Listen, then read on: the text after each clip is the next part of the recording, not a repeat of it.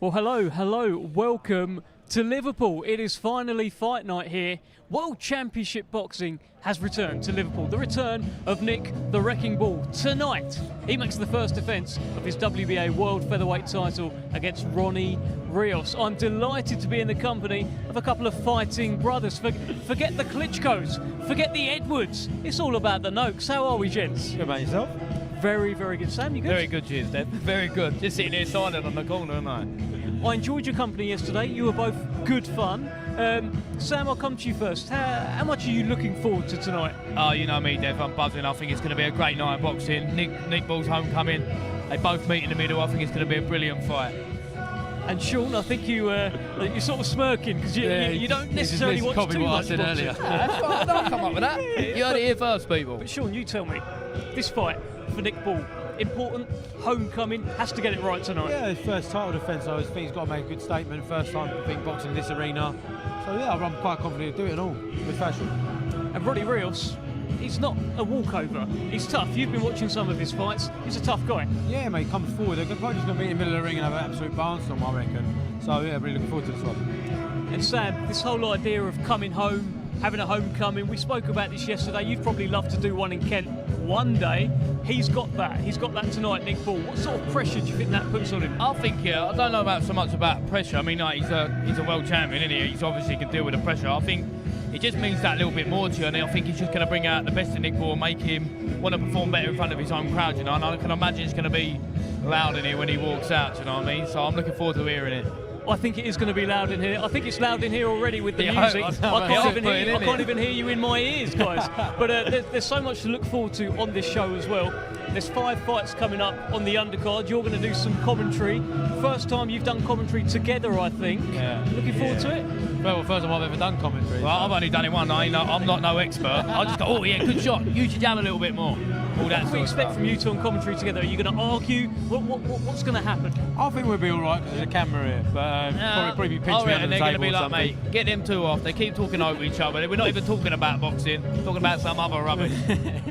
Well, we'll be in around 10 minutes or so. We've got 5 fights coming up for you on the Queensberry YouTube page. Stick with us. 7 o'clock we'll go live over on TNT Sports. But as you can see, it all begins with Boma Brown, heavyweight action. And Sam, you said yesterday, you saw him on the scales. The guy's a unit. He is massive. He is massive. I think I wouldn't want to be his opponent, right? You know what I mean? But I think, yeah, as you say, if that's going to how it's starting, I mean, imagine how it's going to end. Well, exactly that. And Boma Brown has been sparring Daniel Dubois as well, so he's been in good company, Sean. Yeah, exactly. It's good to mix it with people like that. Dubois is flying at the minute as well, so if he's going round to him, that's only going to stand in a good step for the rest of his career. We then go on to James McGivern. Now, James McGivern, last time we saw him, it was in Belfast. He had a bit of a knockout for the ages, one that you'd be proud of, Sam. Oh, yeah. Oh, you ain't had one like it, have you? I can only dream to be like Sean, eh? Do you know what I mean? Talk to me when you've had 100%, mate, all right? But, yeah, I think, listen, as Sean said, that's a brilliant knockout. I think anyone would be proud of that, wouldn't they? And obviously, look, it's got him back on the big stage again, so fair play to him. The guy that he's taken on, Facundo Arce, we may know him, you'll certainly know his face. He boxed Archie Sharp at York Hall a couple of fights ago. Yeah, had him over a couple of times in the first round. Were you there? Oh, that was that. Oh, yeah, I didn't know that one. I saw that fight. Yeah, exactly. He can punch a bit then, so he's got to be careful. It's one of those. Yeah, because I looked through that fella's record, obviously, after the Archie Sharp fight, and there's a few other names in that he's dropped early on as well, so he's going to have to be switched on for them first early rounds, I think. 100%. And we've also got, I think he's around here somewhere. We've got Brad Strand as well. Now, Brad Strand is his first fight back since the loss to Dennis McCann. What's going to be going through his mind? I guess trying to bounce back from a loss and show his home people here that he's still the man. I think he's going to take him with. He's going to take a different approach to this one. I think he enjoys boxing again, start fresh, and he has to get to work early. Yeah, it's one of those. I mean, it's a talented gym. Brad Strand trains with Nick Ball. He trains with Andrew Kane. Boma Brown's there. The McGrails. You know what it's all about. Coming from a good gym, having those good fighters around you, right? Yeah, I think success just breeds success. Obviously, he's going to be seeing them boys doing out there doing, and it's only going to make him want to do it. But I tell you what, their trainers must have a busy night if they're all on it today. Yeah, I thought we had it bad with 3 fighters, but how many fighters they got today? 5. Nick Ball, Andrew Kane, Brad Strand, Boma Brown, and and Lucas Biswana. There you go, 5. Very busy, very busy. Lucas Biswana is a guy who's also going to feature on the Queensberry stream. He's making his professional debut. He won ABAs, didn't he? Yeah. With 4 fights, 3 knockouts. I know another person that won ABAs with the exact same record. Should we just leave him to it, Sam? Let's just leave him to it. That's what you He's do. good, isn't he? He's good, isn't he? He's like Rain Man, He's done it mate. at light welterweight, didn't he? Yeah. So he's done the exact same thing as you did, the same way, the exact same. What do you think's going through his head? He's making his debut tonight. What is he going to be nervous? Is he going to be excited? We all remember our pro debut, not me, but you two, right? There's still time for you, Dev. You can have one. There's definitely no time. You can have one, Let's mate. put that one to bed. There's no time for me. Nah, I think I weren't so nervous here. I think I was more chomping at a bit. Like, he's probably been thinking about it for ages. Know he's going to be obviously big car, big arena, like great show to be on for his first one. I think he's just going to soak it all up. And if he's saying he's got the record and the power that he has got, he ain't going to go on for too long either. Exactly. Just what I think all I'd say to him is take everything in. So you only get one debut, didn't you? So I don't really remember mine, to be honest. Yeah, it goes so far. It goes so fast. I remember walking out and then I hear everyone shout, and then other than that, I couldn't tell you how I was thinking in there or nothing. So one thing I'd say, try and walk to the ring slowly. Don't take everything in. Well, my one, I ran. I was like, get me in there. But they say, take everything in. It's a big arena. Enjoy every moment of it. So do you regret not taking it all in on your debut? Both of you? Oh, mate, I didn't know what I was doing. It's over the flag. I walked in at the white corner. Normally, as an amateur, you get in your own corner, didn't you? So I've jumped into the white corner. I've turned round, started warming up. I was like, no, we've got to go over there. And I'm like, oh, sorry, like walking over. But yeah, I think it's just a nice thing to get done. And I mean, obviously, if he can start out with a stoppage, I think it looks good. Explode on the scene, get a stoppage. But we've also got Nelson Birchall. Now, the Birchall name seems to be one. Yeah, they all fight, don't they? Yeah, it's getting around the amateurs a little bit. He calls himself the sexy one. Very confident chap. What have you made of Nelson Birchall? Oh, mate, what I've seen of him so far, I think he had a good amateur career as well. I think went to like Europeans or World Championship. So he's good pedigree and he's flying in a minute. I'll do what I can. You know what I mean? That's what I'm saying. You don't actually leave me. After this, I'm going to sit down and enjoy the boxing. I thought it was 2 for 1. I thought you come along because we've got Shorty. Everyone needs a backup dancer, don't they? Listen, one of the reasons you are both here is because of Henry Turner. A big night for the showman. He challenges for the British title. Toughest fight of his career on paper. What are your thoughts, Sam? Yeah, I think without a doubt it's the toughest fight of his career. I think obviously both men won it. That's annoying, isn't it? Actually, but obviously both men won it, and I think it's that typical like come forward fighter against slick boxer, and I reckon it's going to be lively in here, and I am buzzing for it. Yeah, as you say, that's the reason we are here, isn't it? But you up the Henry Turner, you up the old box boys. Henry Turner for the win. And what are you thinking on this fight? It's a great fight, right? I think it's a great fight. So they both both undefeated, both reared to go for this fight. It's a big belt on the line. So, but yeah, I'm really looking forward to it. Belts. Belts. Commonwealth as well. British, Commonwealth. The winner of this leaves you in a very good place, and I think both of them boys are aware of that. Yeah. So it's only going to bring out the best of the pair of them, and they're both in good shape. And on one day yesterday. Yeah. I've watched you spar Henry Turner. I've been fortunate enough to watch you spar. You ain't been fortunate enough to see him bash me up. But for you, what does he do so well? What makes him difficult to beat? Well, like I said yesterday, he doesn't make mistakes. You can't really set traps against Henry, and he doesn't switch off for a second. So he doesn't make mistakes, so it's hard to catch someone out. And so if you've got like 6 rounds and he's still not doing it, you're going to get tired. So mentally drain you. So yeah, he's a very a professional all round.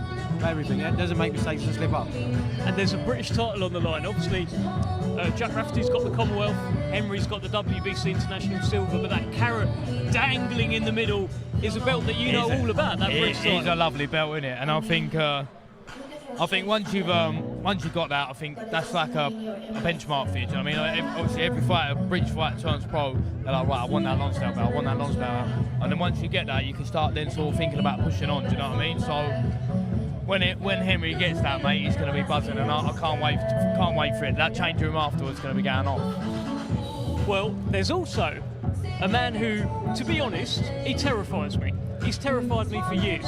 Andrew Kane. Now, your face has gone there. I watched the face-off yesterday at the weigh-in. I don't know how his opponent slept last night. Because how can you sleep knowing you've got to fight Andrew Kane? Honestly, he's just literally emotion, isn't it? No emotion. He won a British title and he's like that. He looks like he's ready to fight another fight afterwards. It's got a lot of time for that, though. That's good, isn't it? Literally, death stare all the time. Always switched on, always ready to go. I like it.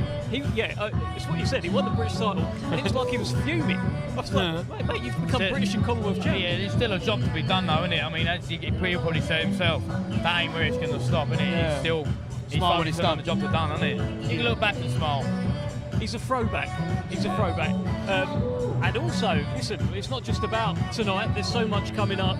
Next week, it's the big one. It is maybe the best fight that can be made in all of boxing in Better BF versus Bivol. What's the Sam Noakes breakdown of this one? I think your man Better BF is going to win, innit? I think, obviously, Bivol's a class operator, isn't he? Do you know what I mean? Unbelievable fighter, but I just can't see him being able to keep him off. Do you know what I mean? He'll probably be winning the first 6 rounds. So I said yesterday, like, they're doing all right till they ain't, and then he'll just capitalise on it. So.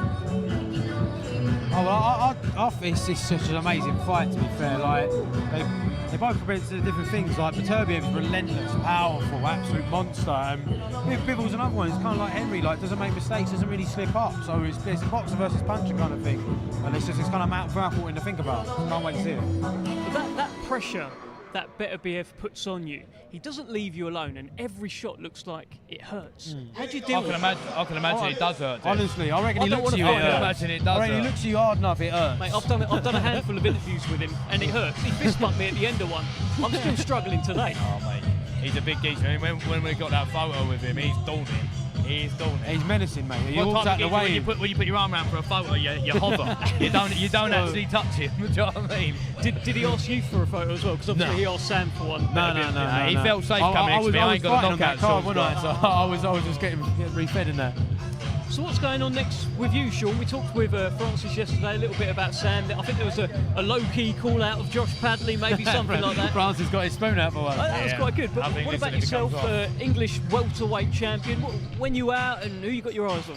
I don't know what's going on. I'm waiting for a date at the minute. I haven't got my eyes on anyone. I just kind of stay in my lane, do what I do.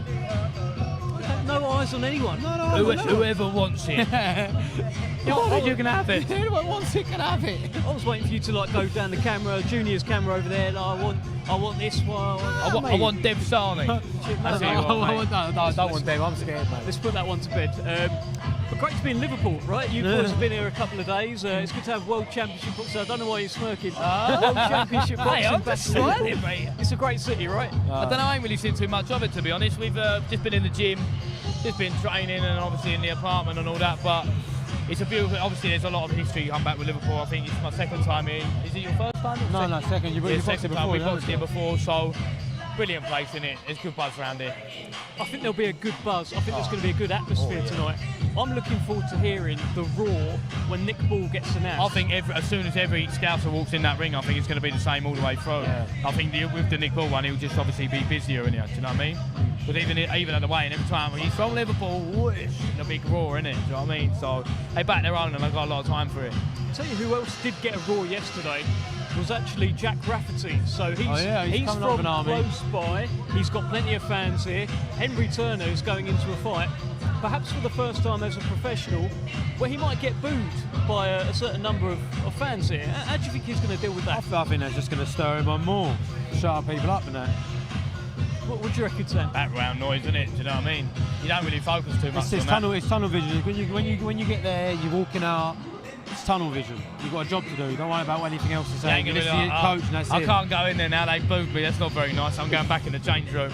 Have you had that yet, though? Booed? You won't have done, I think when I fought Sean Cooper, as I've walked out, he's like, obviously who he's sold ticket to, his fans are all there, like, calling me a wanker, all like that, isn't it? Apologies for the language. I didn't know. We weren't meant to do that. Well, I just thought because everyone's been doing it on the press conference, it's the same thing, isn't it? The live stream. Yeah, but it's all right. Oh, well, sorry, guys, sorry. But anyway, they were using derogatory comments towards me. Sorry, guys. Hey. I was trying to get Hadi Herrera to apologise the other day for that. Well, that's why I thought because everyone else was doing it, I thought we could do it now. We're not sorry, guys. Everyone viewing at home, I'm sorry. All right, mate.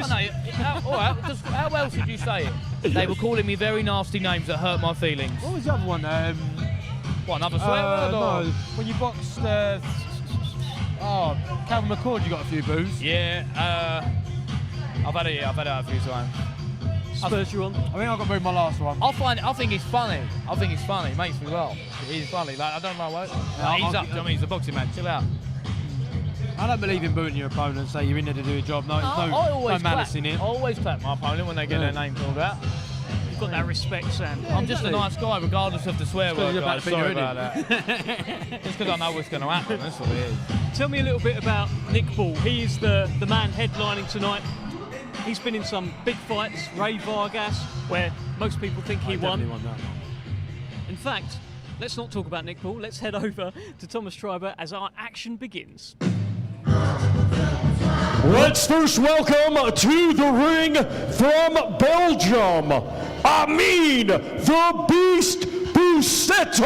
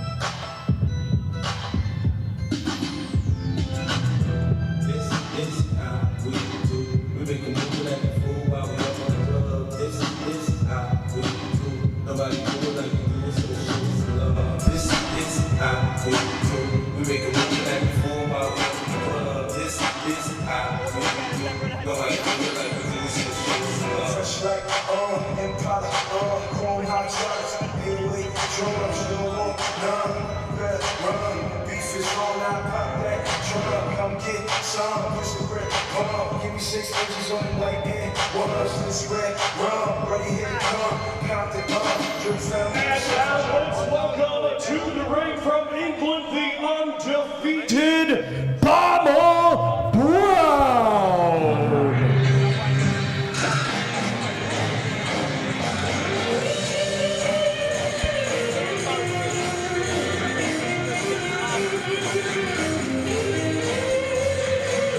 There must be some kind of way out of here.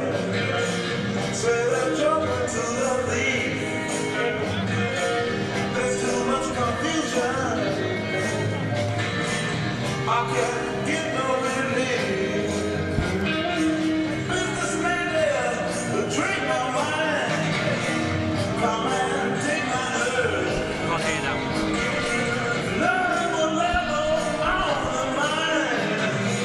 Nobody out there is worth it.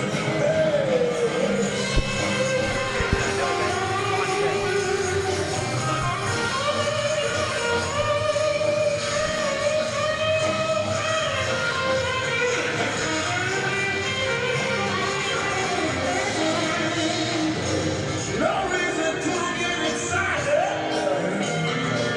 but really kind of slow. Then I maybe hit a mama. Who knew the life was but a joke? But you would not have been through that. And this is not our fate. So let us go talk to falsely now. But I was getting late.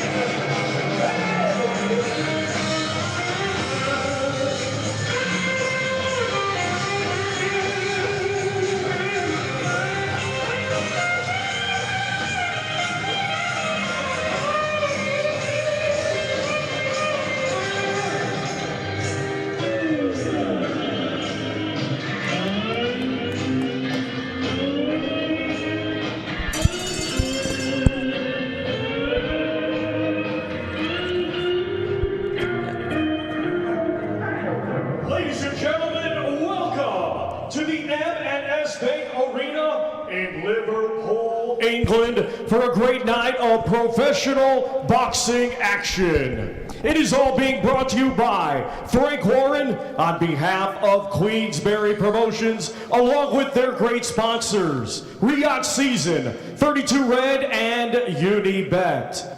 We get things started with 6 rounds scheduled, and it is a international heavyweight contest. Our referee in charge and scoring this contest will be Mark Lyson. Introducing to you first, fighting tonight out of the red corner. He comes to the ring wearing green trunks and weighed in officially at 16 stone, 4 pounds, 5 ounces. Coming to us from Ghent, Belgium, he brings a professional record of 8 wins and 16 defeats. Ladies and gentlemen, please welcome Amin the Beast Buseta. And his opponent across the ring, fighting tonight out of the blue corner. He comes to the ring wearing a black with white and weighed in officially at 17 stone, 9 pounds, 1 ounce. Hailing from London, England, he is undefeated with 4 wins. 2 of his 4 wins come by way of knockout. Ladies and gentlemen, here is Boma Brown.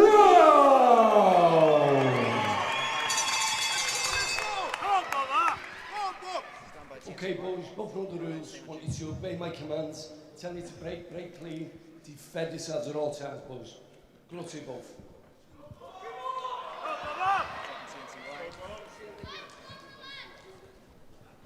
Seconds out, round 1. Well, a very good evening and welcome along to the Echo Arena here in Liverpool. Boma Brown versus Amin Buseta. I'm joined by 2 brothers tonight. Last time I just had one of them. Fellas, how are we doing? Very well, mate, yourself? Very well. Looking forward to a night of action in this heavyweight division. Boma Brown, if you don't know too much about him, 4-0, 2 knockouts. Trains out of the Red Triangle Gym in Liverpool. That's going to be a bit of a theme tonight, I can tell you that. Many of the fighters who are going to step in that boxing ring tonight are coming out of that gym. Boma Brown on the front foot, and he just kind of manhandles the man from Belgium. Just trying to get his distance right, get that distance going, get that.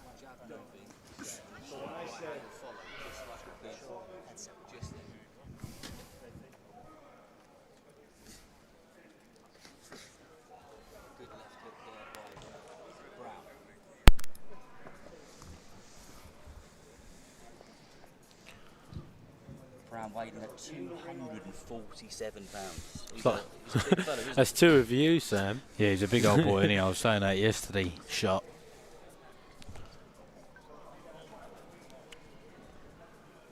I'd like to see him jab the body a little bit more and set up that right hand over the top. Boma just following his man round, and Buseta just seems to be on the ropes a little bit, probably too much. I know these journeymen are quite good at riding the punches, aren't they, and doing what they need to do to survive. But when you've got a man who's 247 pounds walking towards you, digging right hands in, it's a bit of a hard night's work, and that was a good right uppercut. Yeah, I don't envy his task. Not today, mate. He's moving on to the right hand as well.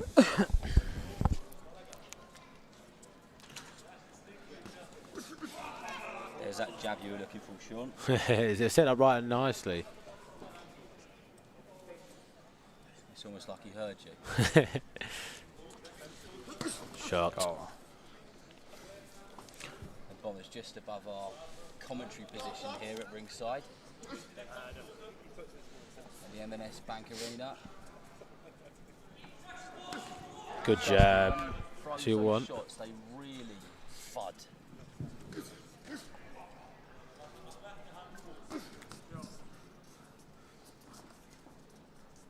Buseta just finding himself cornered there. Brown swung and miss.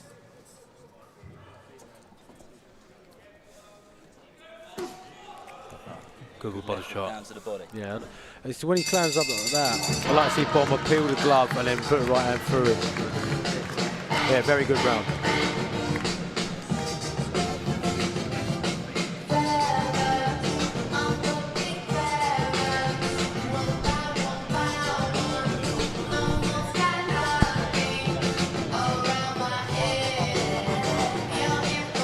Slow start there for Boma Brown, just working out his opponent, which you expected to do in the first round.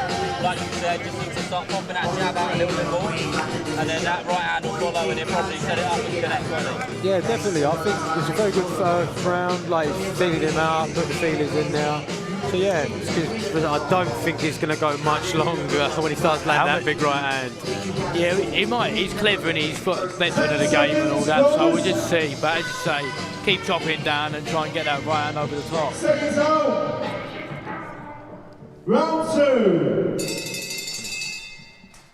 I guess in these early days of the fighter's career, this is what it's about, isn't it? It's about these tricky opponents, the people who can ride the shots and just working people out, isn't it? I guess that's what the aim of the game is when you're just starting out. Yeah, it's just gaining experience, slowly get used to the big lights and then the rounds. It is funny how much different the pro game to the amateur is, and I think that's why you need fights like this. Yeah, you hear it so often. Boma Brown did have a bit of an amateur career, 21 amateur fights, won a couple of Midlands titles, very dedicated to his boxing. He said in an interview that it was quite an often occurrence that he would be training or working in Birmingham and then getting a train for a couple of hours to go and do train or do some sparring and getting in at half 11, 12 o'clock at night and then doing exactly the same thing the next day. Oh, good uppercut there. Quite a good shot. As I said, it peels that glove. Busetta really felt that one. Well, that's a little nasty headbutt. Yeah, I saw they put his That head. was nasty, that one. You're going to jail now. Just having a word of him there because that did look very intentional from. Oh, 100%. Yeah, he's not silly. And a good stamp to the body from Boma Brown.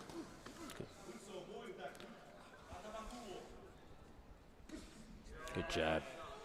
Very good jab. That jab's really starting to work now, isn't it? He's got that distance. He's gauging. Oh, That was unlucky. but say, I don't know if you can hear it on the live, but them jabs, there's like thunder going off every time it lands.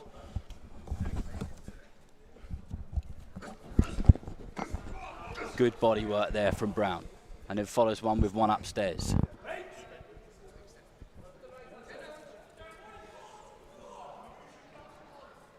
They don't look very happy in there. So I'd be surprised if he goes the whole way here because he's taken some punishment. And a couple of those shots which have got through have really got through, haven't they? Yeah. The only thing is, Don't look when happy at they're all. when the guard's quite good and they're quite clever, over 4 rounds, unless obviously one of them right hands land, then It's easier to bite down and get through it. Yeah. You've only got 2 rounds left. Good jabs again there from Brown. And then follows it up with a right uppercut. As Busetta just wipes the blood from his nose, which is just starting to bleed, but he's surviving. Good jab.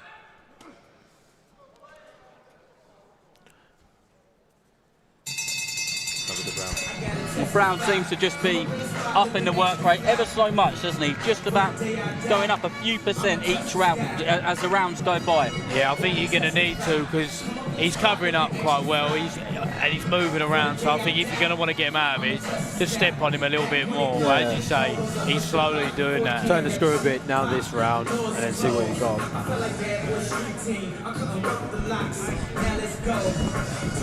One of the quotes which I read from Boma Brown in the lead up to this fight is he said it's heavyweight, so no one ever wants to see you go the distance.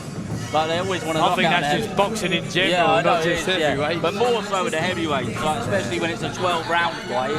It's quite difficult, isn't it, to watch if it can be if it's a bit of a dull fight. People like to see a big Everyone shot likes go a in. ding dong, don't they? Seconds out. Round 3. he's come Here we out go, a bit round faster, 3. hasn't he? First bout of the night. We've got 5 bouts on this prelims undercard section on the Queensberry feeds. Some really good fighters coming up, and then at 7 p.m. on TNT Sports there's plenty more action, and then Nick Ball gets his homecoming.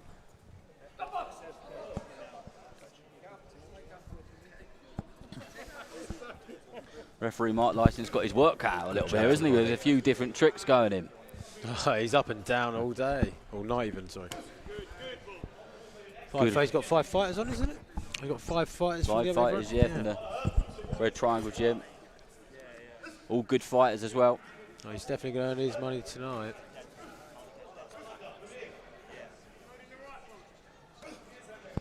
Good job.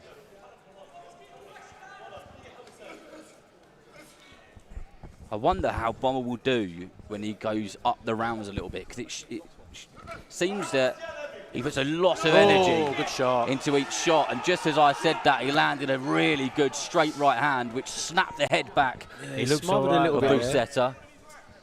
And we know it properly landed because it was just a couple of feet away from where we're sat. And another good solid right hand there, unforgiving shots.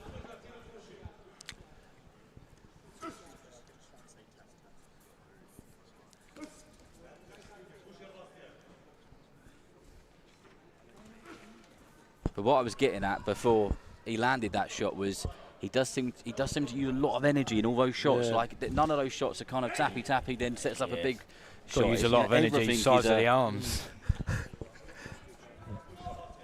Which is, I guess, fine when you're doing 4 and 6 rounders, but when you have got your work cut out and you go up the rounds, you've really got to have an engine on you.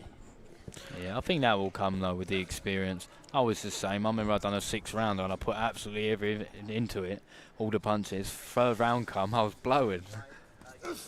Oh, yeah, swing and a miss.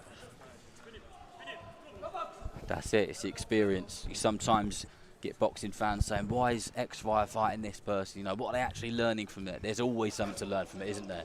Yeah, you can take anything from it, any fight, even a bad performance. Good right hook there by Boma Brown. He set that up with a double jab and then really whipped that right hand across the temple of Busetta, and he felt that one. Yeah, I think so. I think I felt a little bit of it for him.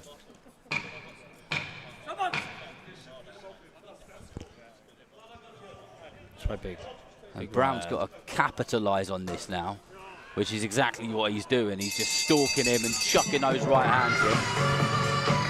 Got to say though, Busetta, he's a tough old bloke, isn't he? Mate, 100%. He's earned his money tonight. It'll be sold tomorrow. It's hard to get guys like that out over there over 4 rounds, really.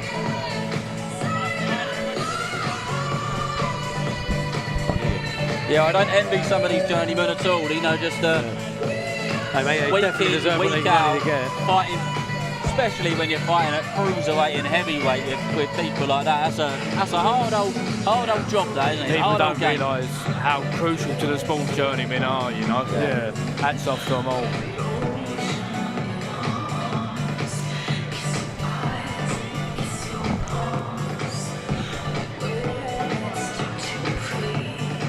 Seconds, fellas. Seconds out. Round 4. Round 4 for a fight which is scheduled for 6.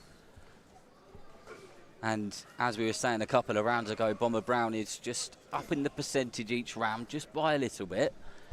And I expect that we'll see a little bit more of that as he just gets him on the ropes once again, and he's straight on that front foot, head and body and head. Yeah, I don't think his one shot's going to get this journeyman out of it. He's very durable. But if he puts 3 or 4 all together, I reckon he can draw the stoppage. And what Boma Brown's doing there, where he's leaning on him, that's an old Klitschko trick, isn't it? He used to lean in the fighters and put all their weight on them and exhaust them, and then you land those shots after, don't you? It's a bit of a heavyweight thing, I guess. Yeah, I don't think this is well used over 4 rounds. I think you need to really get the rounds in for that to work. Yeah. But he's very durable. Latter end of the fight, when your opponent's well and truly done in. Yeah, that's it. If you start putting them a bit together, I reckon you get the stoppage here.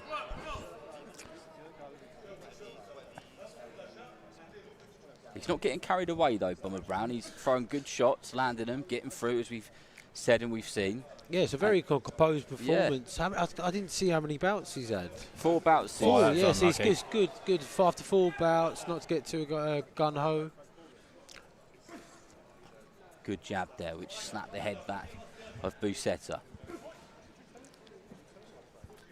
And I tell you what, boys, I can't see Boma Brown missing. This is a bit like target practice at the moment, isn't it? Every shot he throws is landing in some sort of capacity. Yeah, very, very tough and durable journeyman he's in with to take these shots.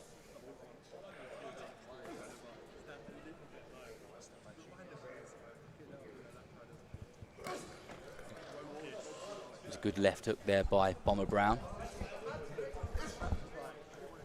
You can tell that these are really starting to hurt Busetta, because it seems that when he's getting caught, rather than creating some space and throwing shots back of his own, he's grabbing hold of him and tying him up and thinking, I don't fancy many more of those, thank you very much.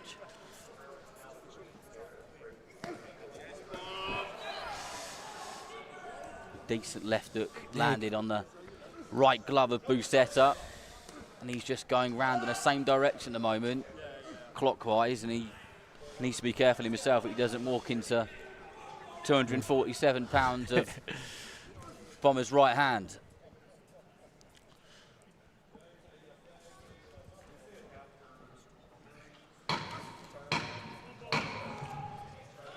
How's he doing? Last 10 6 rounds. seconds here. Yeah, last round. I thought, Good performance.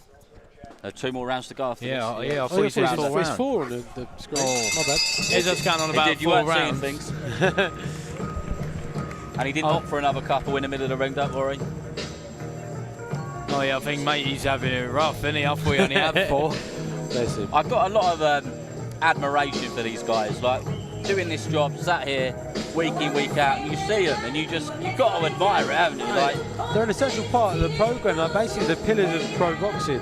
So you've got some journeymen that have hundreds under the fight, shared rounds after round with prospects and helping them learn and grow into professional fighters. That's really good.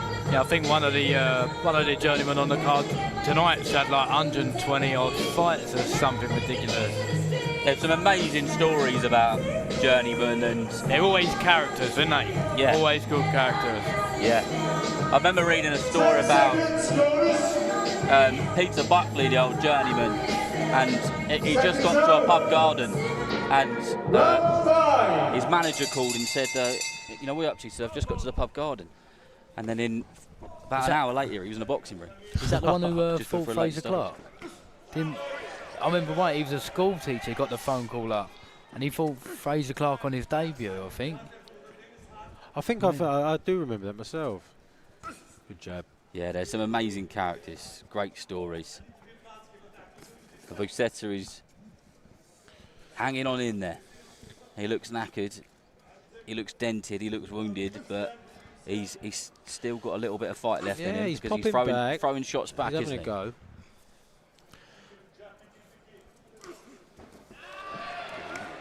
I looked a bit more of a slip to me from ringside. There was a shot on the way down. I might have given that knockdown personally, but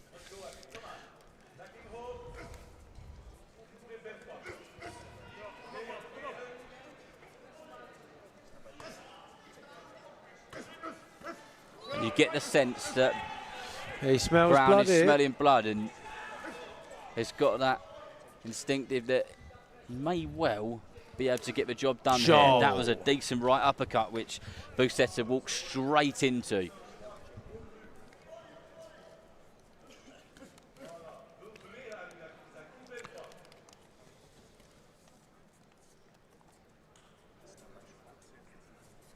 Still super composed Sure. is Brown.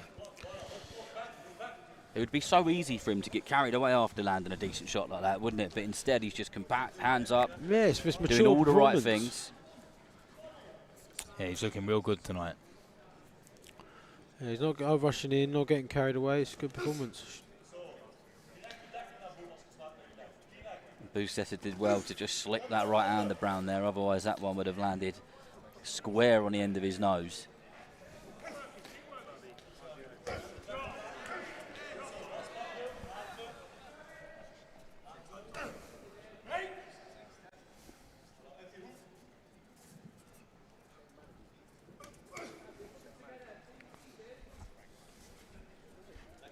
Brown, eyes on the prize, as he just thuds in those straight hands, one after another.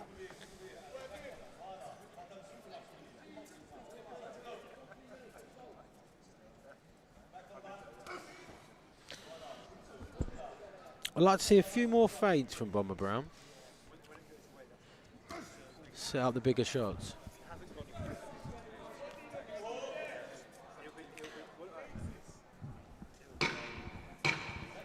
Last 10 seconds of this, the fifth, the Good penultimate shot. round, and that was a good right hand. And he's undoubtedly won every single round and pretty much every moment of every single round. second of every round. Yeah, without doubt. Dominant performance. So we say about fighters learning from fights. So you guys, you have your fight, you recently won the English title, you're back on the stoppage streak with the European title. What happens after that in terms of learning? Do you sit down with your coach, you look back at it? How does that stuff work for you fighters? Yeah, I think obviously you always review a fight and you go through it.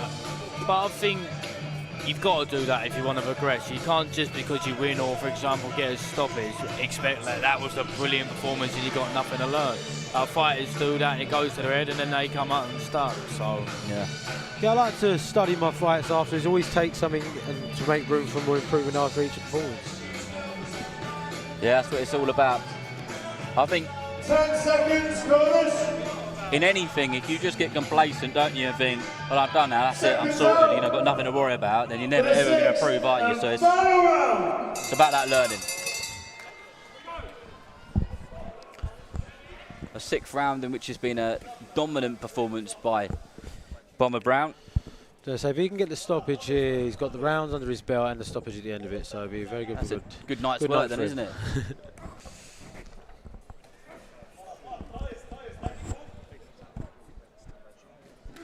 Good shot.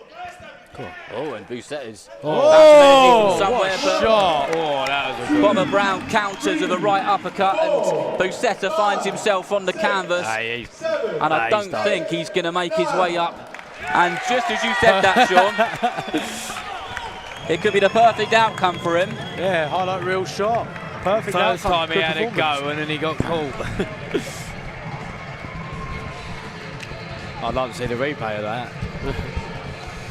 That was a well-timed shot, wasn't yeah, it? pull uppercut, lovely shot.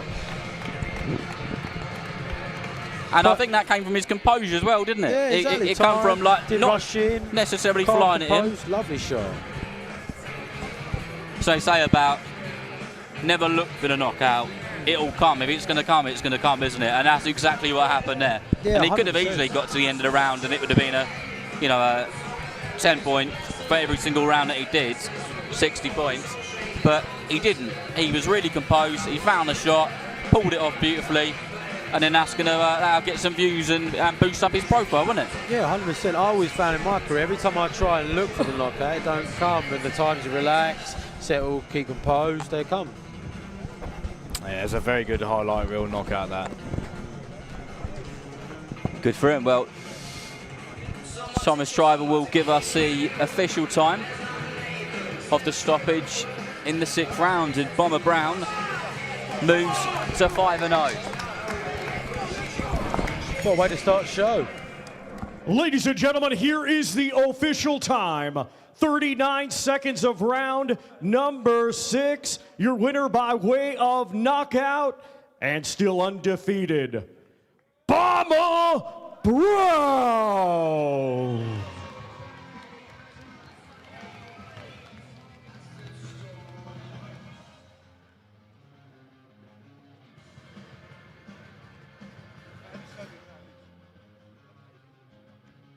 Sure, there's plenty of learning to do, which has been a bit of a theme of our conversation as we've gone through. I'm sure Paul Stevenson and the other coaches in the gym will be chuffed with that performance, but there'll be things for them to work on. And he moves on, so hopefully a bit of a break. And then fight number 6, whenever that might be. But I'm sure we'll see him on one of these shows in the not so distant future. Let's continue. And first, welcome to the ring from Argentina, the Neuquén, Facundo Arce.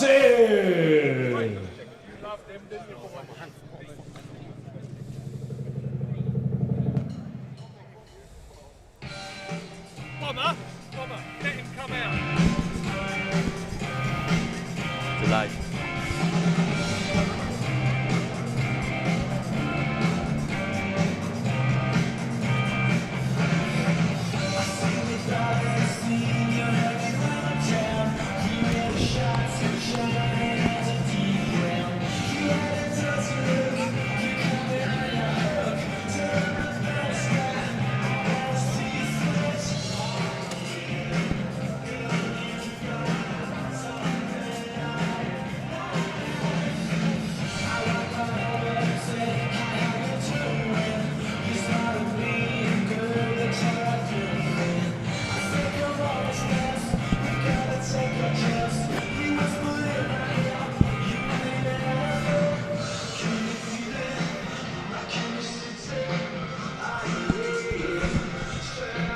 now let's welcome to the ring from Northern Ireland, the undefeated James the Natural McGivern.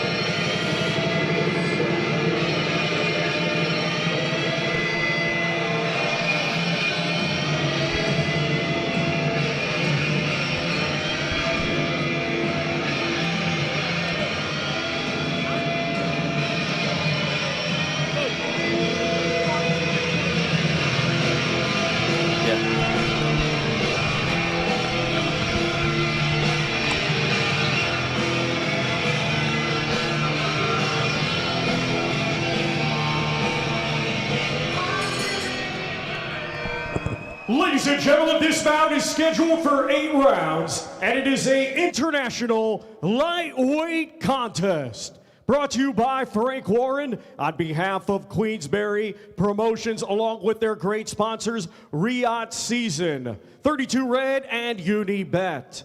When the bell rings, our referee in charge, and scoring this contest will be Steve Gray. Introducing to you first, fighting tonight out of the red corner. He comes to the ring wearing blue, white, and black, and weighed in officially at 9 stone, 9 pounds, 4 ounces. Coming to us from Buenos Aires, Argentina, he brings a professional record consisting of 17 wins, 16 defeats, 2 draws, with 7 wins coming by way of knockout. Ladies and gentlemen, please welcome Reuken Facundo Arce.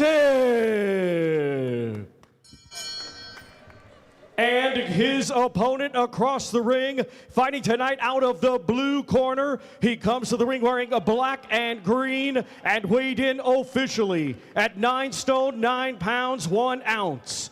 Coming to us from Belfast, Northern Ireland, he brings an undefeated record with 9 wins. 3 of his 9 wins coming by way of knockout. Ladies and gentlemen, here is James the Natural McGivern.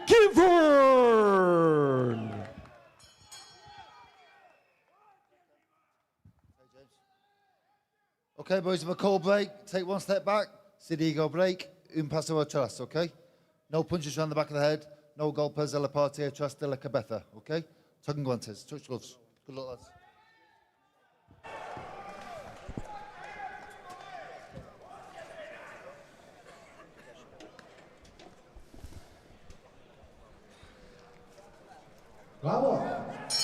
Well, here we go. Last time we saw James McGivern, he had a showreel knockout against Rashid Omar. That was in Belfast at the SSE Arena. And Rashid Omar is no mug, and he landed the shot of all shots, and it went viral because Omar face planted the canvas, and what a shot it was. But here he is now signed with Queensberry. This is his official Queensberry debut, and the guy who he's in the ring with, Arce, he gave Archie Sharp a very hard time at your call in the opening 20 to 40 seconds, putting him down on the canvas, and we thought we were going to have a big upset on our hands. So he can fight, he can punch, he does know exactly what he's doing. And McGivern, who's a very talented fighter and good operator, will have to have his wits about him. Have you seen him before? Yeah, I watched the Archie Sharp fight, so McGivern will have to be switched on quite early. Don't take no serious shots, don't get caught cold. Yeah, what I've seen so far, McGivern, I like. Obviously, the Charlotte Real knockout was lovely. Knockout was unbelievable, wasn't it? I was genuinely worried for Rashid Omar when that shot landed. It was one of the most brutal and heavy knockdowns I've ever seen in my career at ringside. But other than that knockout, Power McGivern is a very, very good boxer. You can see the way that he moves around, moves his feet. He was a Commonwealth gold medalist in the youth games, then he won bronze in the senior boxing at the Commonwealth Games, and 15 national titles, and he's He's got a lot in his locker. Yeah, very talented boxer, and he awkward southpaw and all. Anyone's worst nightmare. Yeah, they are a nightmare, aren't they? I'm not a fan. And McGivern just putting together a nice double jab and then straight left hand there. Yeah, he puts them together nicely, flows nicely. Very relaxed as well, isn't Yeah. he, McGivern? Doesn't seem flustered by anything. Yeah, it doesn't like he wastes any energy. Nothing like no shots. Everything he throws is landing. So yeah, good fighter.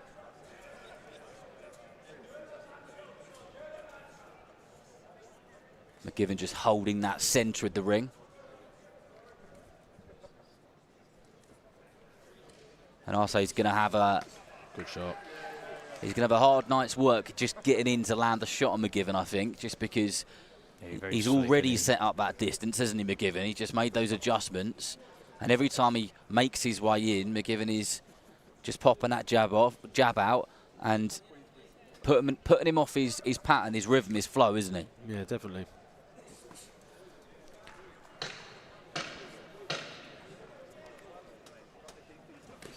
Shot. Decent shot there. Got good range as well, isn't he? Yeah, good judge of distance. Very good range. Long arms as well, isn't he? Good opening round there. Yeah, brilliant. Anything you'd like to see a little bit more of? Anything which stands out for you in particular, which is good? I just think he should keep fainting and draw his lead of I can't remember the fighter's name. Arce, yeah. So if he can draw his Arce's lead, I reckon he'll get a good count and hopefully another highlight with a knockout. Yeah, no, to be honest, I thought he'd done alright because he's doing all the feints with his hands, maybe not with his feet like you want, but their things are there because then he's zipping them in. But yeah, I think it's brilliant first round. Really put the feelers out.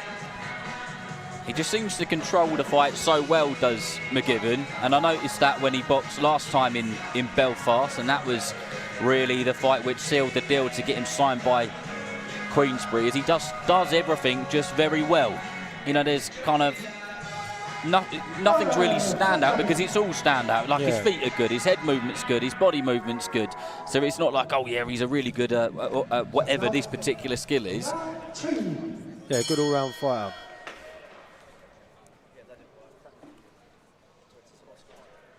McGivern straight on that front foot and his southpaw stance in those black shorts with the green waistband.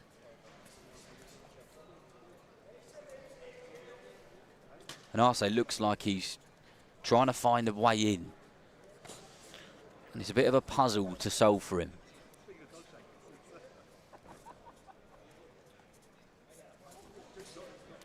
Good counter punch there. Yeah, he's timing that well, isn't he?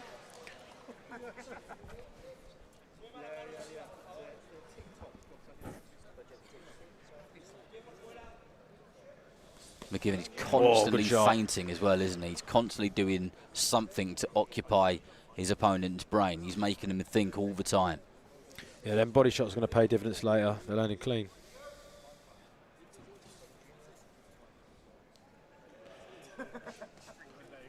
And you can still see a bit of that kind of amateur background, that style there, can't you? With that sort of in and out, those lighting his toes, the way he bounces in, throws his shots, and then gets out of there quickly.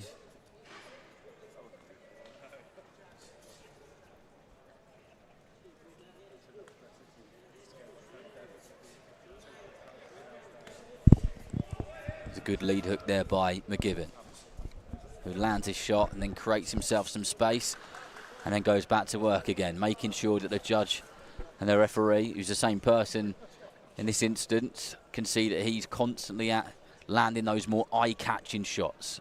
Yeah, it was a lovely pull counter just before.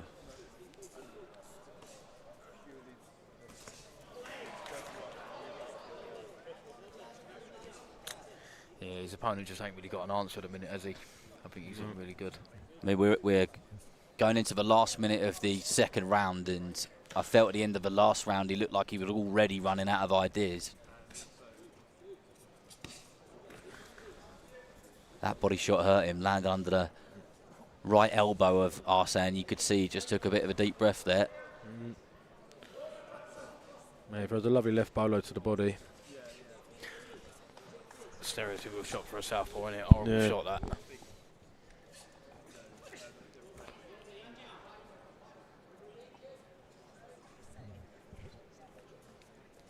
McGivern really relaxed now, hands coming a little bit lower as he just dances around the ring a little bit more, and Yeah, he looks comfortable in there, doesn't he? he does look very comfortable. And the shots which are coming back, he's defensively got the answers to the questions.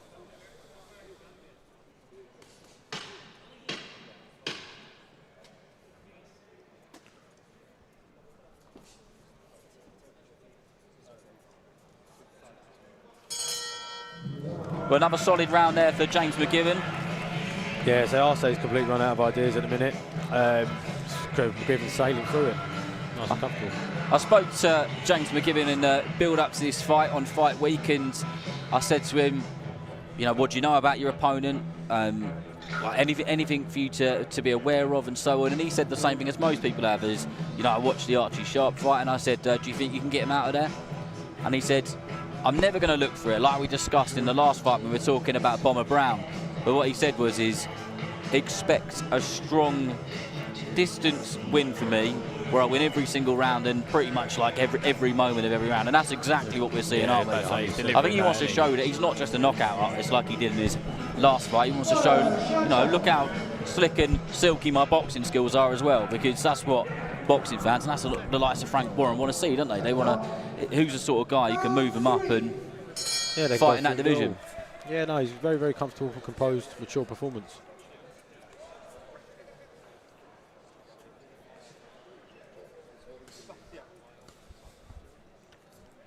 McGivern busy with that lead hand in his southpaw stance, even if he's not landing something solid every single time. If you watch him, he's just constantly moving it, isn't he? He's making Arce guess all the time when it's actually going to come out and when it's going to land. He's looking really frustrated now, Arce.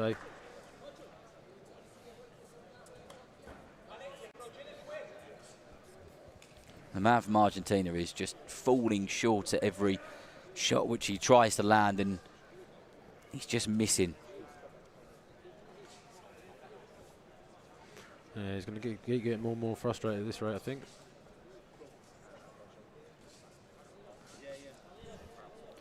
Yeah, it's very dominant and very one-sided. But you can't take it away from McGivern. He's boxing brilliant. I think the worst thing that fighter ever did was drop Archie Sharp. Now no one's ever going to overlook him now, are they? That's how it works sometimes, doesn't it?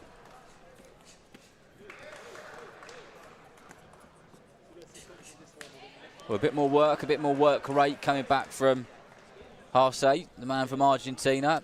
Not having much success still, but he's starting to look a little bit busier. What do you think he can do to try and have any form of success? Just stick on his chest and try and tire him out. Just try and close that gap. I think when you're boxing at his pace, he's just going to pick your head off all day long, and he's too skillful for that. You're going to have to try and take control of the pace and then take him out of his comfort zone a little bit, maybe. Yeah. But I can't see him doing that, to be honest. He just can't find a way in, can he? Nah.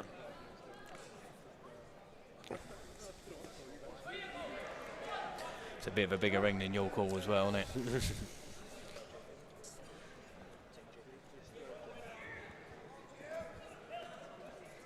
Well, I think McGivern could quite easily just carry on like this. We're only in round 3 in this fight, which is scheduled for 8.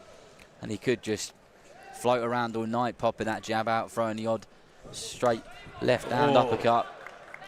Yeah, he doesn't look like he's out of first gear yet. No, he doesn't at all.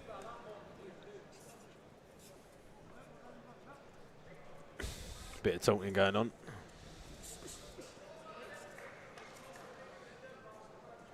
He'd be able to box like this all night, wouldn't he? Yeah.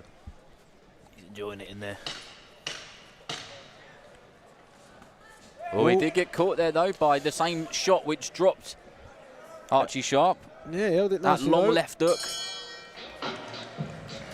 And I think McGivern might be a little bit frustrated that he got caught then, because he boxed so perfectly. Yeah, I think it's probably the rest first of the shot round. he's been hit with, isn't it? Yeah, I think, to be honest, with the way he's been boxing, though, it's hard to keep that alert in it. Do you know what I mean? So we're getting hit once ain't too bad. You're going to let him off? Yeah. Oh, I'll let him off. I'll let him off. So after that fight in Belfast, and he had that knockout of the year contender fight, or knockout, the next day he said that he was in the pub garden with his pals, and he wasn't signed to Queensberry then. And he texted George Warren and said, you know, thanks for the opportunity, whatever else. And it was basically from that message on that George was like, you know, we're really impressed with you and looking to kind of sign the deal. And he's genuinely so excited to be under the Queensberry banner and so many opportunities. Lots of people in similar weight. Hey, he's the same weight as him, isn't he? Yeah, lightweight, isn't he? Yeah. Yeah, mate, good addition to the squad. And I think he's the sort of person that could really grow. And Belfast, such a great fighting city as well. When I was there a couple of months ago for Conor Quinn versus Conor Kelso, and James and many of the other fighters on the undercard, I was so impressed. Just the passion, the knowledge, everything from everyone. It really is one of the best fighting cities in the world. Yeah, always had a good, solid group of fighters coming out of Belfast. Big nights as well. Look at those Ireland nights. in general, wasn't it? Yeah, well, Ireland in general.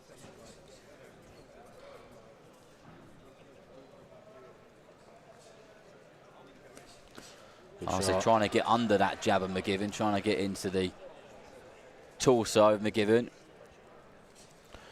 He's got to be a little bit weary of the shots coming over the top, though, McGivern, because as he throws that body shot, he stands quite tall. So when he wings one over the top, he might get caught. Just be a little bit careful. Good jab.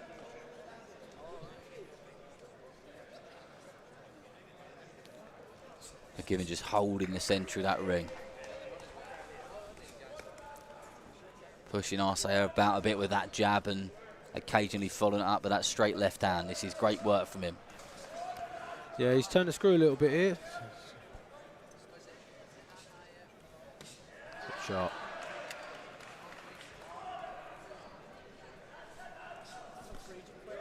That was a good straight left hand there from McGivern.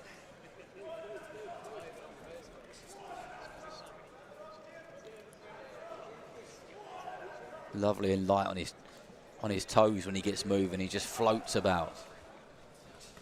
It's quite good to watch, to be fair, isn't it? Yeah, he is. He's an enjoyable fighter to watch. There's not. Well, there's some fighters who, you know, can be a bit dull to watch, but because of the speed and the way that he puts his shots together and his shot variety and the way that he can change it up and go up and down the gears, it does make him an enjoyable watch. Yeah, he's got a wonderful shot selection.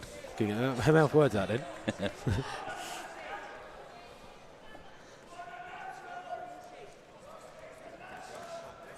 And Arce just threw an almighty right hook to the body there, which I think it was closer to us than it was McGivern.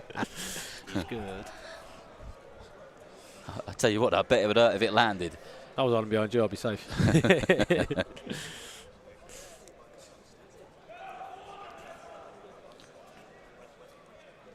Well, I can hear the Northern Ireland accent in the crowd. James has obviously brought a few over from Belfast. Yeah, always nice to get support, isn't it? When yeah, exactly. They say, especially coming all that way.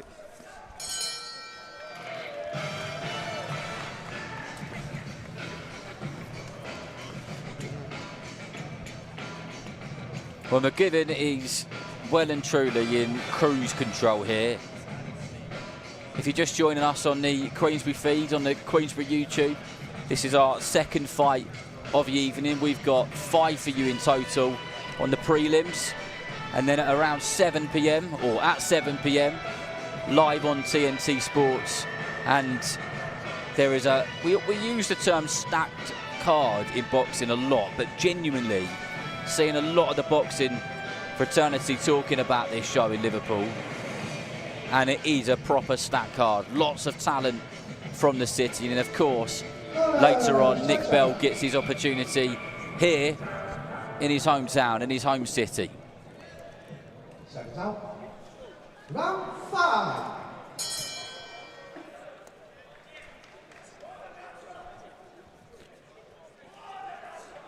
Yeah, looking so comfortable now, McGivern. Don't even look like broke sweat yet. Yeah, he ain't even about first gear, is he? He looks like he's going to need to do some pads after or something at this rate. Get a proper workout in. That was a good fast lead hook and followed it out with a straight left hand there by McGivern.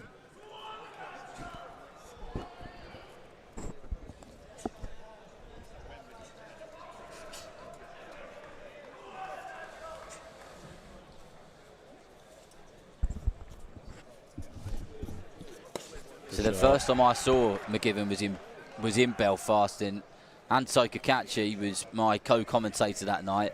And before McGivern got in the ring, he was telling me how good he was. He said, "You wait till you see how good this kid is," and yeah, he weren't wrong. He weren't wrong at all.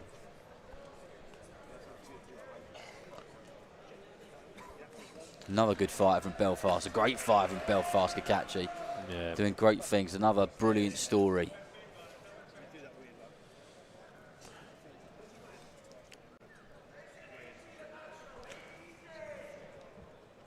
Oh, so it looks like he's rearing to throw that right hand right over the top. You mean his left hand? I'll say. I thought you meant about McGivern. No, He's cocking up that backhand. No, he just keeps cocking. He's got no real idea what's going on there, I'll say, at the moment. Yeah, McGivern's boxing well, though, I need to be fair. I'll tell you one of the things that Arce is doing well is he's not getting himself cornered, literally. No. And if he does find himself on the ropes, then he's getting himself out of there. He's not sitting there like a sitting duck. Yeah, he's been catching that backhand as well, hasn't he? So I think that's why McGivern's sort of starting throwing his lead hand to the body.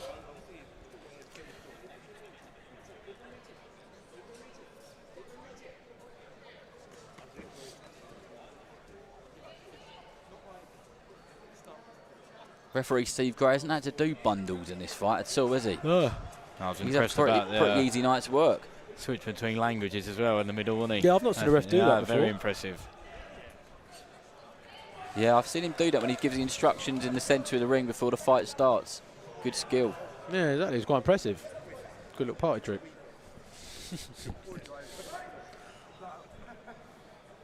We're going into the last 25 seconds here in Liverpool of round 5. This one's scheduled for 8.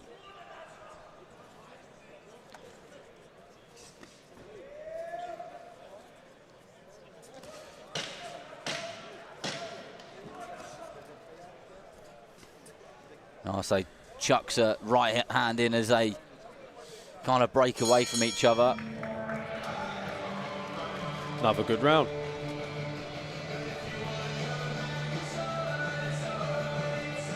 Another person who McGivern was very thankful for in terms of helping him out of his career and getting opportunities like this was Cole Frampton.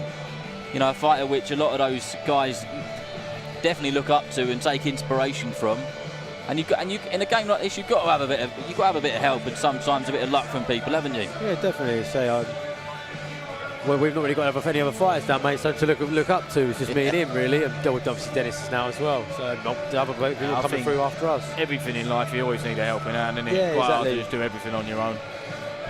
But yeah, always nice to have someone open the door for you. Yeah, Carl Frampton's an unbelievable fighter, isn't he? Do you know what I mean? Even like over years, people, a lot of fighters will look up to him. So absolutely, being from Belfast as well. 6. Well, maybe we'll have a Maidstone showdown one day. Hopefully. A Queensberry special. It can do.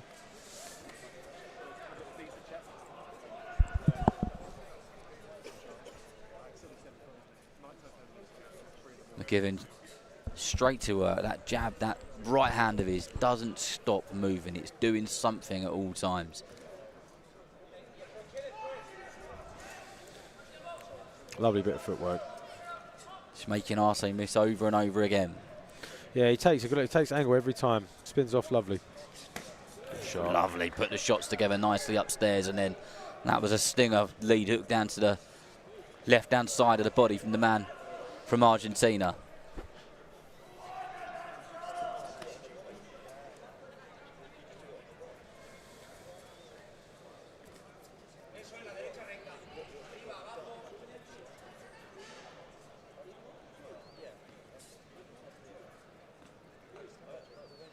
McGivern just ultra relaxed in there.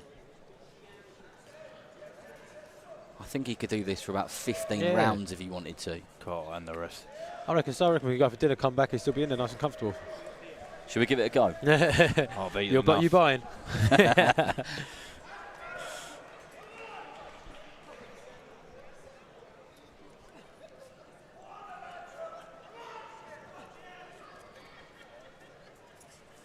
Although he's ultra relaxed, you can see it in his eyes that he is very focused on the job in hand. And he knows this game too well. Only takes a moment to switch off and get caught. But as it stands, McGivern is quite literally playing with Arce like a cat with a ball. Yeah. Matador and ball, isn't it?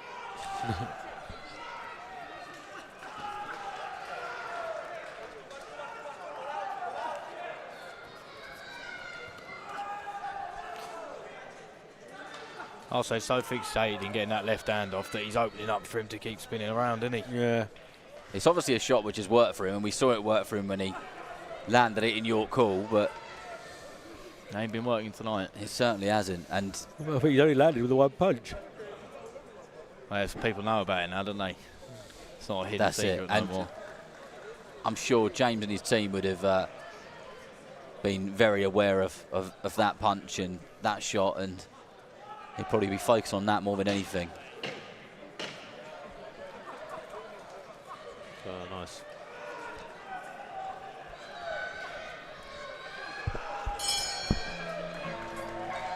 We're just starting to get a sense that the crowd want McGivern to just put his foot on the gas a little bit more now.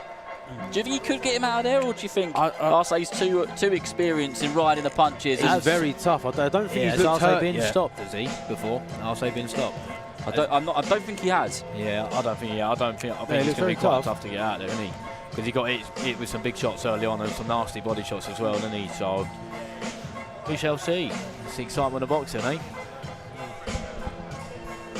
It is, and it's these type of fights which in years to come James McGivern will reflect back on, like all of you fighters do, and there'll be moments when they're in the ring and they'll think, I can't get this guy out of here, but it's that apprenticeship, isn't it? It's that build-up, it's that where you kind of learn your craft and you think, well, as long as I'm winning the rounds, as long as I'm doing the right things, and as long as I'm being seen in the right way, then I guess that's the mentality he's got to build, isn't it?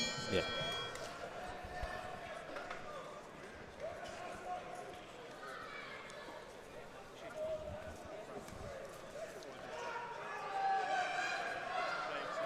He's got great judge of distance, McGivern.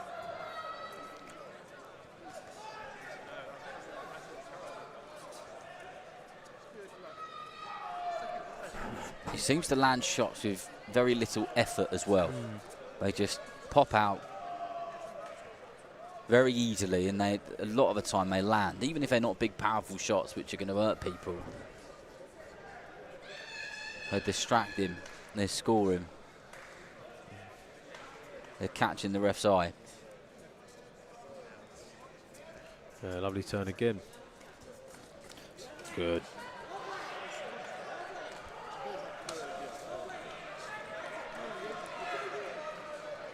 Lovely bit of back foot boxing. Really good. The way that he just turned out of that corner was fantastic. Yeah, punching whilst moving backwards as well. Lovely move. Yeah, that's what I've been doing. I've just been watching his feet. You're watching, they keep resetting. Yeah, no, Every doesn't hold couple his of feet seconds, at all, yeah, does look. he? Every couple of seconds. Good shot.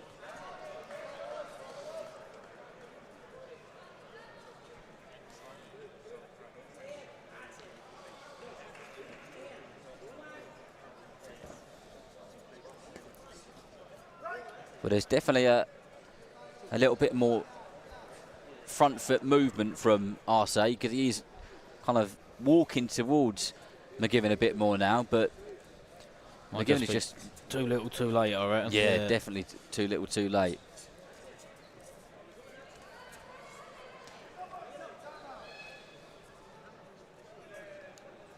Oh, we've got the laces come undone Because he's here. moving his feet so much. You know that.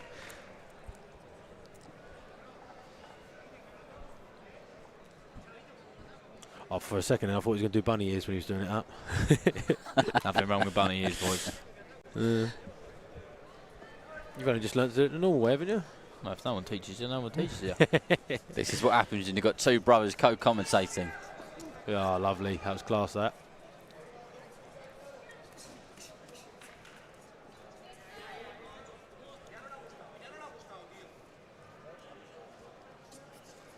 Oh, that was definitely a slip.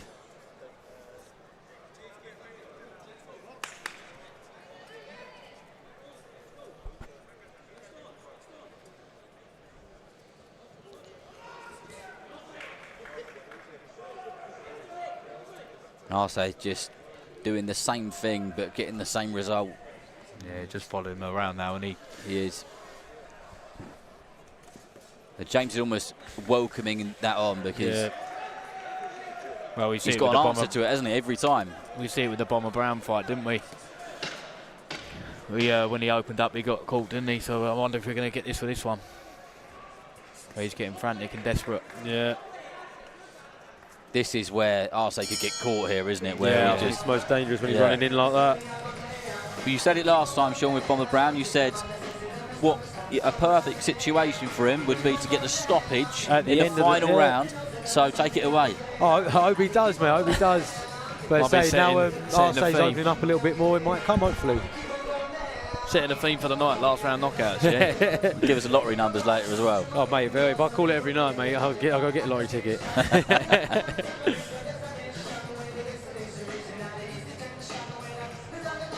There's some good fighters in that lightweight division.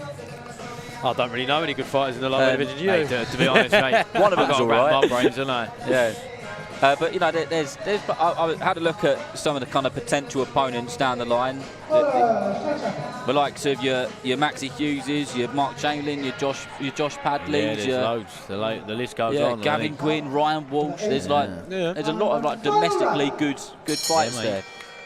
Domestic, European, well, there's just good fights everywhere, isn't there? It's a very stacked division.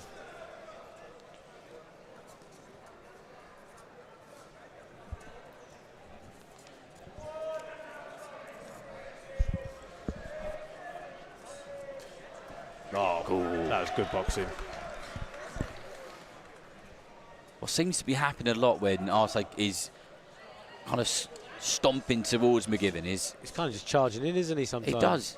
And McGivern kind of throws a couple of shots, turns him. Effortlessly, isn't it? Yeah, it is. And Arce's kind of looking for him. Just like watching it on repeat, isn't it? I know everyone wants to see knockouts all the time. If you're a boxing purist, it's lovely to watch this. To be fair, I wouldn't even say I'm a boxing purist, really, but I've enjoyed watching this. Do you know what I'm saying? It is, yeah.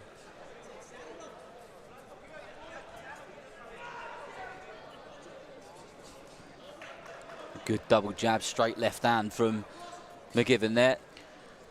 Yeah, so when he goes to that combo, I'd like to see him go again afterwards, hopefully try and get a stoppage here. Well, just so you'll prove right. Hopefully.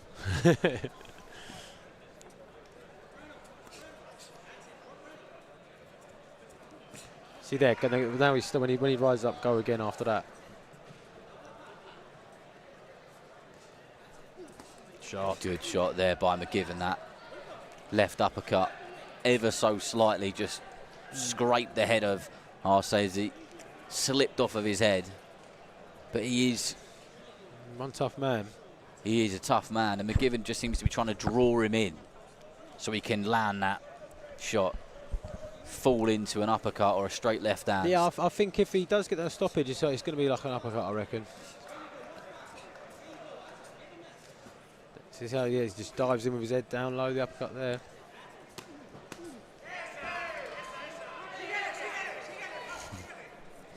The last minute of the last round. Now they're outside.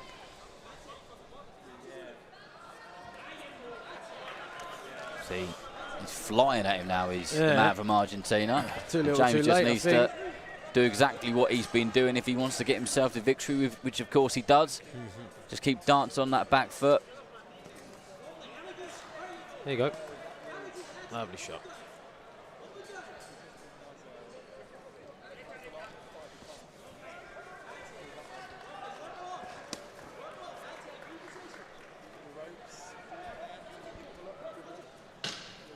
Well, we're going to the last few seconds of the 8th round here. McGivern just got caught a tiny bit there, but nothing which is going to faze him. And that has got to be one of the most comfortable points wins I've ever seen. I think he took 2, maybe 3 punches the whole fight. Lovely performance. Cruise control. Got into his rhythm early doors. Yeah, just didn't get out. Didn't really need to change gear.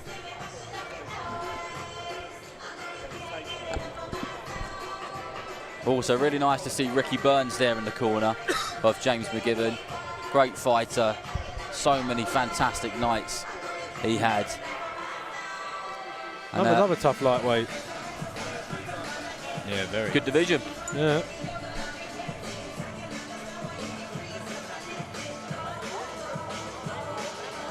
Well, Thomas Tribal will give us the official card results in a moment.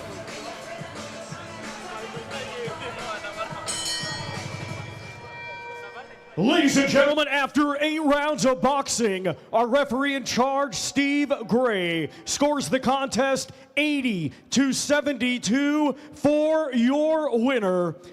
And still undefeated, James the Natural McGivern.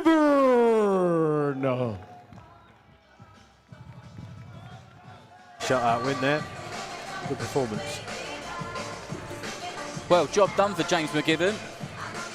It's what he said in fight week to myself and some other people of the press and the media, that he would have a shutout performance, real strong points win, and that is exactly what he did. He didn't go looking for that knockout. A very, very impressive performance, and we look forward to seeing James as he goes through. Let's continue. And first, welcome to the ring, coming to us from Spain, Marvin Solano. It looks so easy, that's what it is. He's natural. He's good, he's good. Well, here comes Marvin Solano.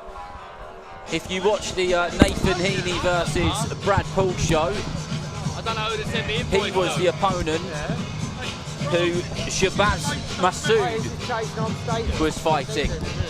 And if you watched and listened to that, you would have known that Liam Davis was my co-commentator on that evening, and he wasn't very impressed with Shabazz Masood, but we never expect him to be. But Solano is a tough character, an experienced fighter with 24 wins on his record, so he has got something about him. Who else has he boxed from the Queensberry And table? now I've seen him let's before. welcome to the ring from right quite here commonly on the circuit. Liverpool, I can't think of any Brad names. Strand. He boxed Billy Adams, didn't he? Not so long ago, you'll call. Oh yeah, I remember that. I thought he did. Well, here comes Brad Strand, trained by Paul Stevenson again. I told you at the start there'd be a bit of a theme here. A proud scouser and a very, very good fighter. 4 times national amateur champion, senior ABA champion. You're going to see a solid performance from this kid, I'm sure of it. Ladies and gentlemen, this bout is scheduled for 8 rounds, and it is an international super bantamweight contest. Brought to you by Frank Warren on behalf of Queensberry Promotions, along with their great sponsors, Riot Season, 32 Red, and Unibet. When the bell rings, our referee in charge and scoring this contest will be Mark Lyson. Introducing to you first, fighting tonight out of the red corner, he comes to the ring wearing black and white camouflage trunks and weighed in officially at 8 stone, 13 pounds, 7 ounces. A native of Nicaragua, he is now making his home in Cordoba, Andalusia, Spain, and brings a professional record consisting of 24 wins, 19 defeats, with 8 wins. Coming by way of knockout, ladies and gentlemen, please welcome Marvin Solano. And his opponent across the ring, fighting tonight out of the blue corner. He comes to the ring wearing black with white and weighed in officially at 8 stone, 10 pounds, 5 ounces. His professional record consists of 11 wins, just 1 defeat, with 3 of his 11 wins coming by way of knockout. Ladies and gentlemen, from right here, Liverpool, England, here is Brad Strand. Strand. Okay, boys, both know the rules. Want you to obey my commands. Tell you to break clean. Defend yourselves at all times, okay? Touch gloves, boys. Good luck to you both.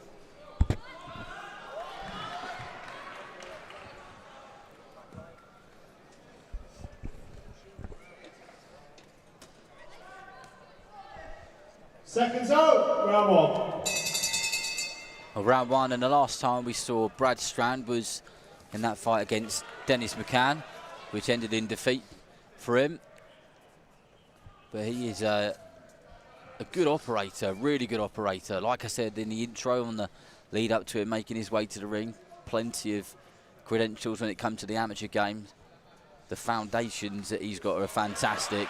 He does lots of stuff very well. And yes, he's up there, you're right. You can see that. If I remember rightly, this Solano, he's quite boisterous, quite game. I think I remember him started trying to taunt Billy Adams when he fought him. A lot of these Nicaraguans, they genuinely, a lot of the time, are pretty solid, and they come to fight. Shot. Strand to be wanting to make a statement here, that's for sure. Especially fighting in Liverpool, big opportunity, big card, big show. He'll have the bit between his teeth, that's for sure.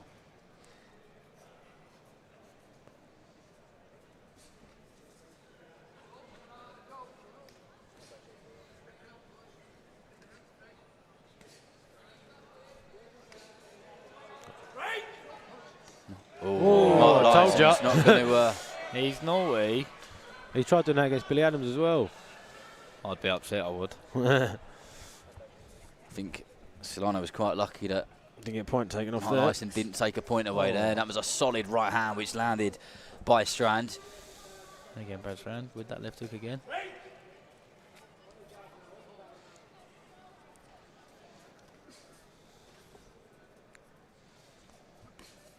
Kind of like to see a big knockout for Brad Strand now. Didn't like that shot. You know what? I think we just might. You know. He's definitely come out very aggressive this time, more so than when I've seen him fight previously. At Homecoming's giving a little bit more X factor for him, isn't it? Yeah, psychologically that's got to play a part, hasn't it? Yeah. The buzz must always be good, but fighting at home. I always remember when we used to do a home show as an amateur. Always bigger, wasn't it? Because everyone you'd know would be there. Nice inside right out.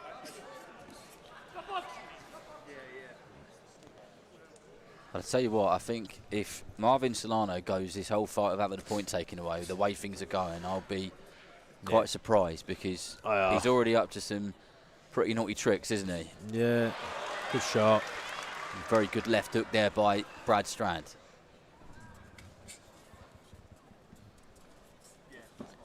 That red triangle gym really is booming with so much talent. Yeah, we're going to see most of them on the show tonight. Yeah. I think it's pretty much the whole gym apart from like a few fighters, isn't it? There's plenty of them. Yeah. Well, a good opening round there for Strand. Very good. What did you like? Straight on the front foot. I mean, as you said, I've not normally seen Brad Strand fight like that, and I think he's going to good. I think he's looked good doing it. Yeah, lovely shot selection and put them together lovely. Tell you what I didn't like, that little cheeky shot. Didn't like that. The thing is, it's very delayed. Solano, yeah, I didn't like that. Very delayed as well. He said stop, they broke, then he threw it, didn't he? But I imagine there is a language barrier, so we're giving the benefit of the doubt, shall we? I guess maybe it is a language barrier, but sometimes it's about off-putting as well, isn't it? It's about putting your opponent off and trying to unsettle him and putting them out of their rhythm and their flow. Like that little trump card there. Now look, Sean ain't even in there and he's already upset him. Imagine if he'd done it against you. He's more offended than Brad is. Seconds out. Round two. Brad Strand straight on the front foot. Looking to corner the man from Nicaragua. Ooh. Just misses there.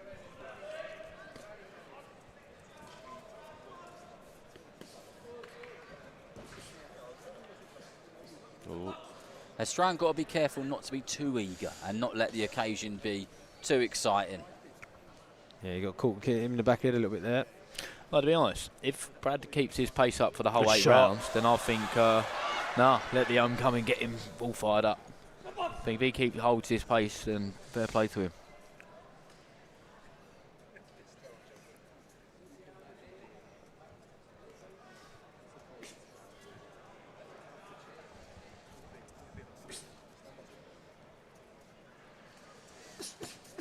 Really good shots here by Strand, and his hands are fast. If they look quick on the screen, trust me, from a few feet away, he's rapid. Does that. He's so fast, he makes fast people look not fast. Didn't even think of that one, to be fair. No, I didn't go through your head. Nah. Great film.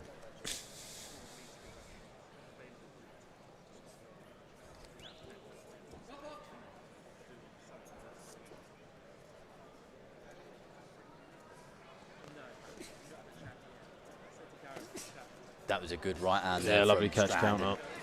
And so was that one, and he's starting to smell a bit of blood here.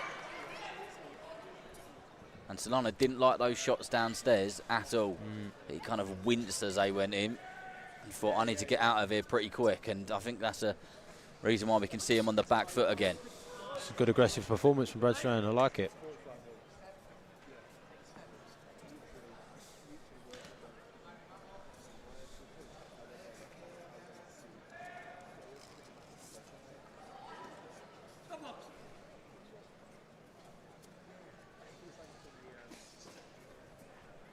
Well, we've gone from one fight where the referee literally didn't have to do anything at all, apart from tell James McGivern to get his laces done up, to Mark Lyson, who is certainly a lot busier. He's having to keep his eyes wide open, isn't he? I reckon it's going to get worse as the boys get tired as well, you know. Yep. Especially with Brad keep landing shots like that, I think, mate, he's going to get a little bit upset, you know.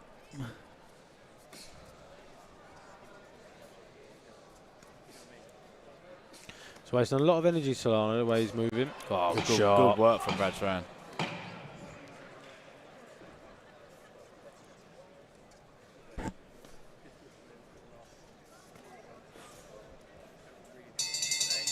Well, Strand continue with things in the way that he started it off. He's got a good pace about him, hasn't he? He's got some momentum. He's got some genuine spite in those punches, and one of the words you use, Sam, was aggression. Yeah, I think, obviously, he's went back after that loss to Dennis and then maybe looked at that and then thought what he's done different. And I think this is a new and improved Brad Strand, and I think this is going to be a really exciting fighter. Yeah, he's doing plenty well, isn't he, Sean? Yeah, definitely. So I think it looks good. The way his shot selection's lovely, aggression's coming out lovely.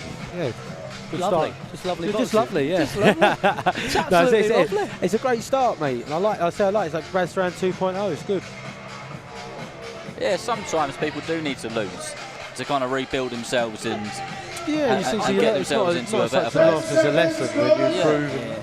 I Come think back it's to more other people that make a big thing out of it rather than people like the actual boxers. Like, at the end of the day, there's only 2 of you in there, isn't there? Someone's going to have to. Obviously, fingers crossed, I don't find that out too soon, but. Strand is straight out and seems to have gone up a little bit of a gear here. I And like his the tension intentions on are the way clear. forward. Yeah, he's Real aggression in his face. I like it. It's lovely. he's got a genuine want to get this done, I believe. Yeah, he don't want to go to points.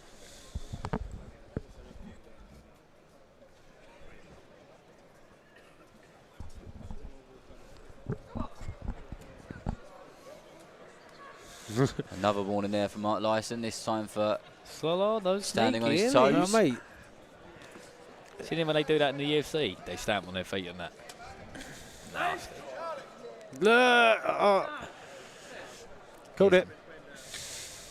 Yeah, Mark Lyson has had enough. There's been plenty, and I can see this. Say you're only round 3. I can see this getting a DQ here. I think you might be on the right path, actually. Yeah. You know what? I hope he don't know, because I think Brad Strand deserves a good victory here. Yeah, you don't want to win by disqualification, but yeah. Go on, Brad. Go into him. This fight's perked me up a little bit, you know. That was a good jab there by Strand and another one. He's just picking him apart with that left hand. There's more and more frustration coming, like oozing out of Solano at the minute. I was about to say, shots like that are only going to infuriate him even more. Not so much that they hurt, it just pings your head back and makes the crowd roar on that.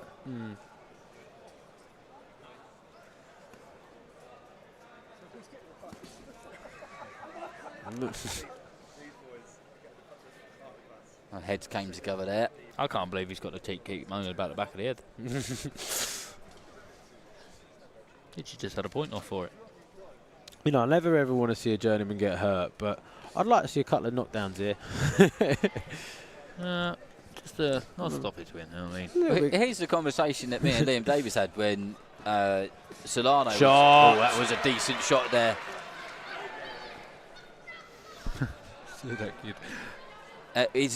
Solano has more wins on his record than he does losses. He had he's very tough and durable. 24 wins, 19 losses.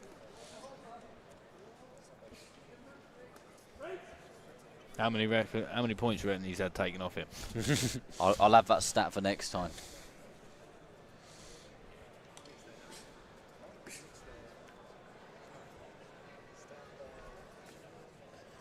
And I think you're right, Sean. The face and the expression of Strand is just changing. Good right hand.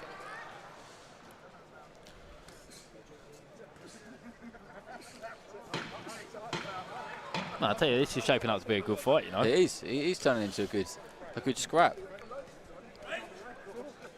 Mate, he loves it. He loves it. Non-stop. Mate, honestly, the way he's going, Mark Lyson's going to throw him out of there. Sean don't like I think Sean I have to stop Sean from getting in the ring in a minute. Sorry, take me in. I'll do round 6. He's a little bit over super bantamweight, I reckon. Oh, mate, I've cut a leg off the super bantam. Do you think that will get to Brad Strand though? Just the dirty tricks and the little things that he's doing. I think it's showing Solano's frustration. It probably plays into Brad Strand's hands better that way. Brad's dealing him better with shot than you are, isn't he? Yeah, I'm more angry watching it than Brad Strand is. I'm similar though. Things like that would annoy him. I'd end up just doing them back. I'd literally just do them back. Want to play rough? Well, okay, I'll play rough. Okay. Okay. Don't get mad, you get even. Exactly that, mate.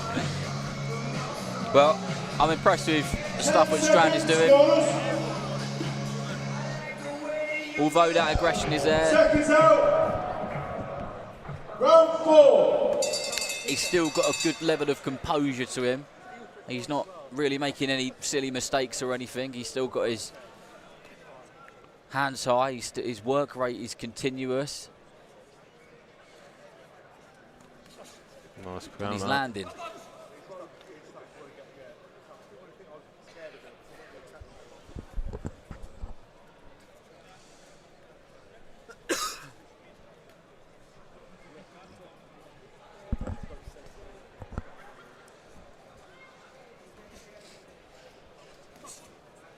Solano got through with a right hand there. Sure. And Strand comes back with one of his own pretty much immediately after.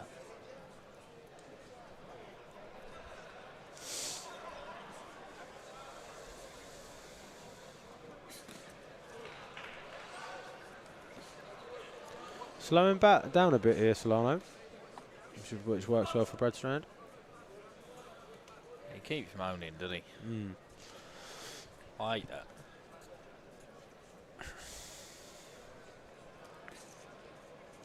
Strand just occupying the centre of that ring as he just nice and light on those toes and popping out those straight shots. Tell you what, now Solano's relaxed a little bit. He's looking a little bit better, isn't he? You can see how he has. Yeah, I was literally he's got 24 wins on his record.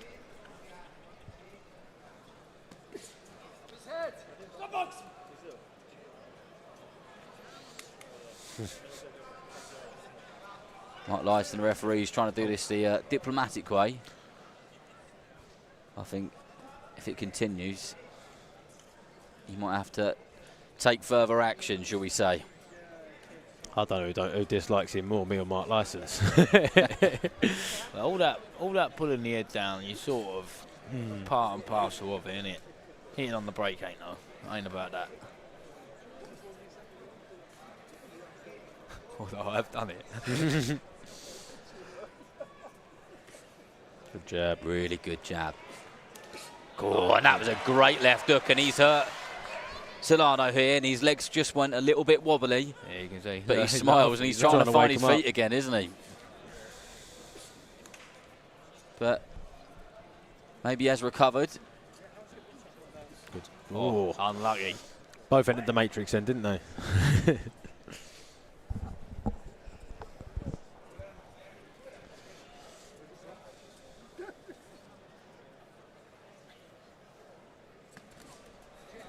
Good counter right hand there from Brad Strand.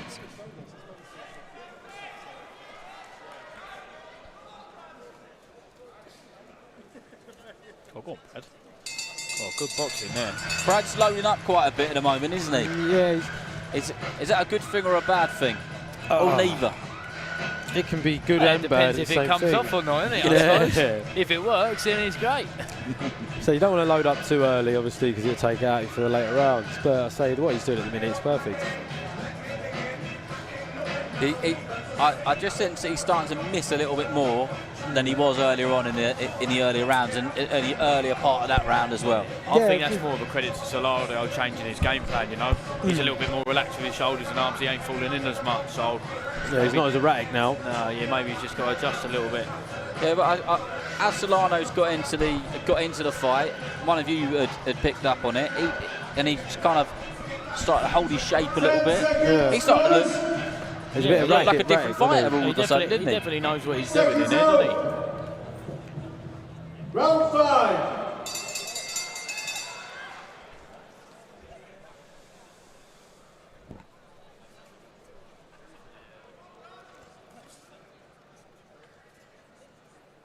Well, that jab of Strand, when he lets it go, it's like a shotgun at times. It just fires it out. You know when it lands because the head snaps back of Solano and his sweat bounces off his head and glimmers in the brightness of the lights. Good work. And there it is again. Over and over again he's been landing that all fight.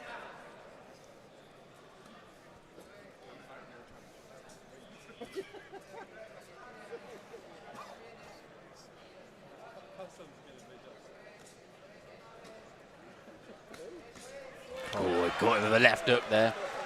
Oh, and a bit of showboating. And the man from Nicaragua. Strand not getting drawn into it though. I never understood that showboat after you get hit. Well, just to make sure you're all right, I suppose, Sean. Well, Strand made him pay for that little bit of showboating, that alley shuffle or whatever he was doing, because just above our commentary position a few moments ago, he landed a really solid left hook, which did really land as well. And Solano's got some chin on him. Got some front. Yeah. He's a confident character.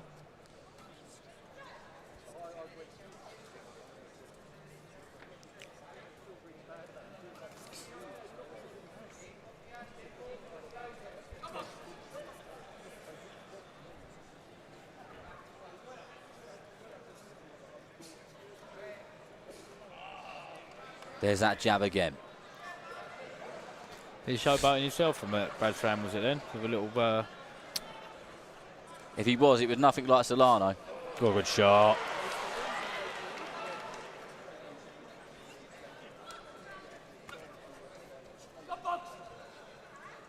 Yeah, he's leaning on him, look. He's mate, tricks of the trade.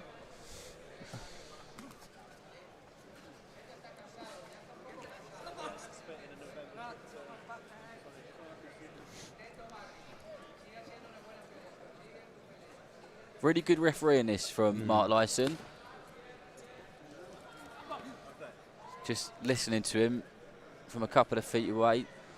He's definitely been very fair, picking Brad up for the odd thing here and there as well, when needed. So I think he's had a handful with Solano, hasn't he? He really has. This is great footwork, head movement from Brad Strand there. 4 or 5 straight shots went from Solano and not one of them hit.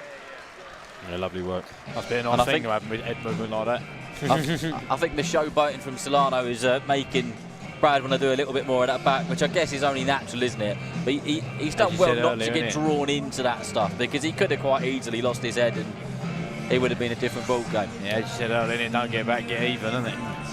Well, while we're just in the break here, so you fought 5 weeks ago? Yeah. How's it feel being English champion? It's a great feeling. No But it doesn't feel no different. It went so fast. I was in it for 10 rounds and it felt like I just blinked and it was over.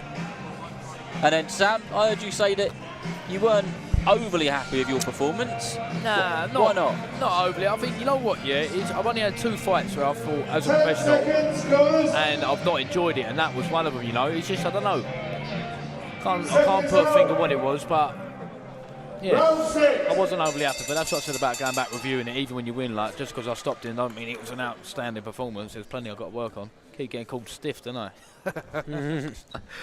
Well, you're back on the stoppage streak, but here we are in Liverpool for a fantastic night of boxing. 12 fights in total, from the bottom all the way up to the top. And I read a fantastic little story earlier. That Nick Ball's first pro fight was in a nightclub, 17-minute walk from where we are sat right now, and he got paid 50 quid for it. What was the nightclub called? Do you know? I boxed in Liverpool. Because you boxed in a nightclub in Liverpool, didn't you? I'm not sure what the nightclub was called. Not that if you said the name, I'd be able to remember anyway. I guarantee it's probably the same one you were. Yeah, I reckon so and all. Has to be, doesn't it? Sharp. But I'll tell you what, I bet this place will be rocking later on. Yeah. But here we are into round 6 of 8, and Brad Strand has got a tricky opponent if you're just joining us, who's been doing a bit of showboating, who's definitely got some tricks up his sleeve, and has already had a point taken away by referee Mark Lyson for good reason. Sean nearly got in the ring at one point. I'll be back, boys. I'll be back. No, there's no need for it. Cole, can you imagine his reaction if I was in there and someone done it? Oh, yeah. This is how defensive he's getting over Brad. I just don't think there's no need for the dirty tactics. There's that jab again from Strand, which has just been a theme of this fight. It's just really effective. And it clearly packs a punch. That was so bad. He's losing his temper in there, Solano. I do know what you mean, though. I can feel it. I can feel it. Mate, it gets you. It's a shame you ain't allowed to swear on these old things, isn't it?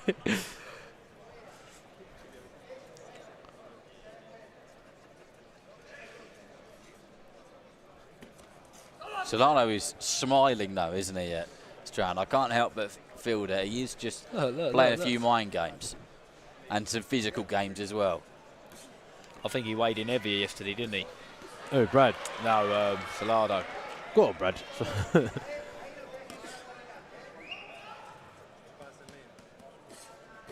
Shot! Yeah! Oh, wow! Brad Strand. Oh! And we keep talking about not looking for it, letting it come off with good work. Oh, I'm proper and smiling that here. is the sort of shot which he would have dreamed of landing. That'll teach him. Here in his city of Liverpool. Patting his gloves and he together just like an idiot. takes a breath, soaks it all in. What a looks shot. to his corner, gives him a nod to say, yeah, that's what I'm about. That, fellas, was cracking. Oh, mate, I was so happy there.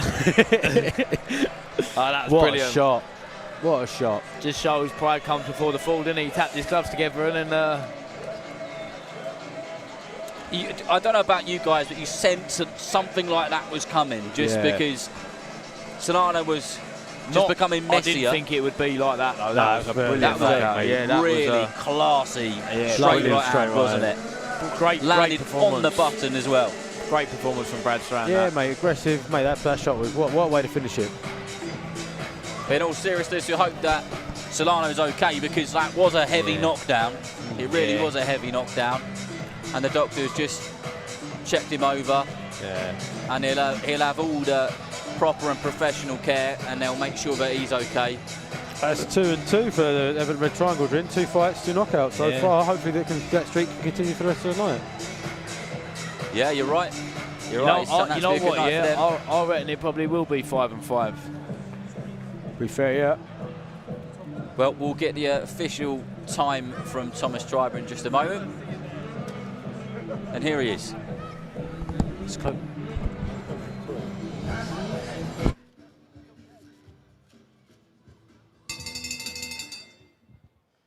Ladies and gentlemen, here is the official time. 2 minutes, 47 seconds of round number 6. Our referee in charge, Mark Lyson, reaches the count of 10. Therefore, your winner by way of knockout, Brad Strand. Showreel stuff there from Brad Strand. He boxed beautifully throughout that fight. There was plenty of times where he could have got dragged into it with the tricks, both the mind tricks and the physical tricks, which Marvin Solano was pulling out of the bag, but he didn't. He kept his head on. He did all the right things, and then that shot came, and it was really, really fantastic.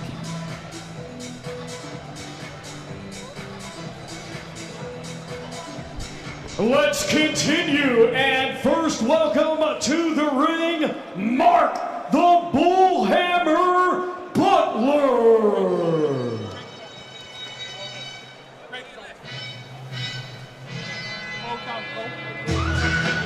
Well, here comes Mark Butler. It's fight after fight here. It's like a conveyor belt in Liverpool. Like I said, we got 12 of them in total. Butler is from Brighton. He's been with some solid fighters, the likes of Frank Arnold, Josh Padley, Jimmy Lee. I called one of his fights not long ago.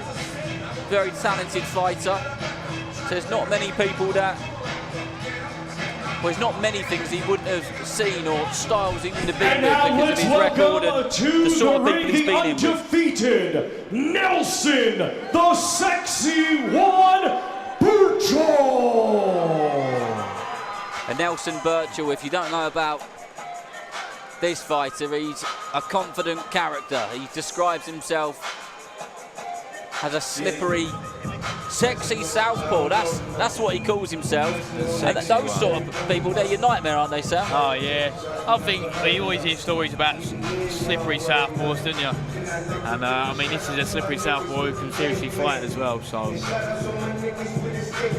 Well, he's very confident, and I'm sure you'll like what he's about. Trained by Joe McNally, and he fought on that Belfast card, and a real talent, a genuine talent.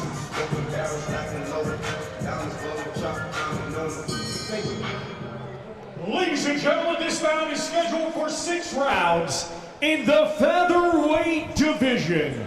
Brought to you by Frank Warren on behalf of Queensberry Promotions, along with their great sponsors, Riot Season, 32 Red, and Unibet. When the bell rings, our referee in charge and scoring this contest will be Steve Gray.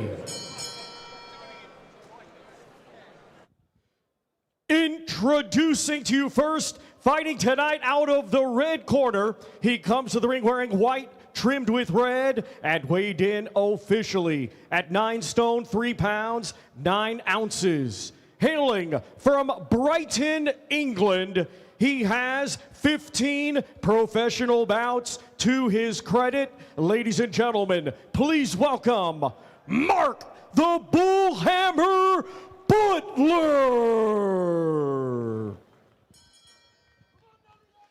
And his opponent across the ring, fighting tonight out of the blue corner. He comes to the ring wearing pink and orange and weighed in officially at 9 stone, 4 pounds. Hailing from Morecambe, Lancashire, England, he is undefeated with 5 wins. 2 of his 5 wins coming by way of knockout. Ladies and gentlemen, here is Nelson, the Sexy One, Birchall.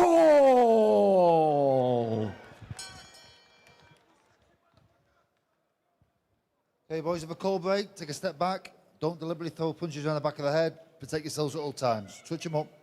Good luck, lads.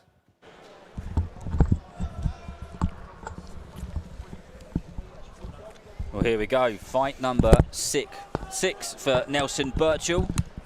His last fight, not that long ago, ended in a first round stoppage.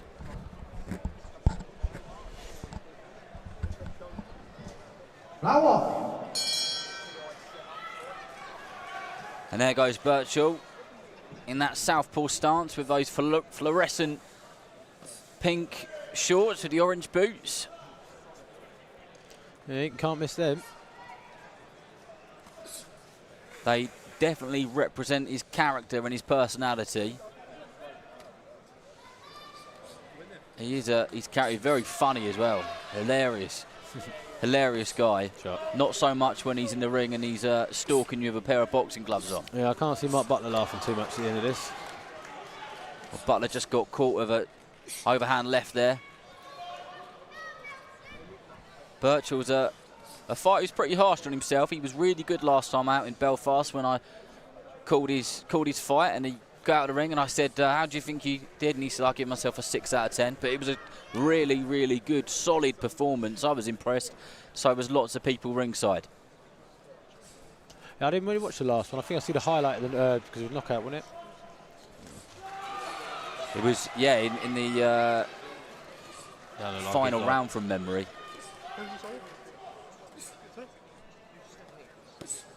That was a really good overhand left from Birchall. It's a shot which he's landed twice already in the opening round of this one, scheduled for 6.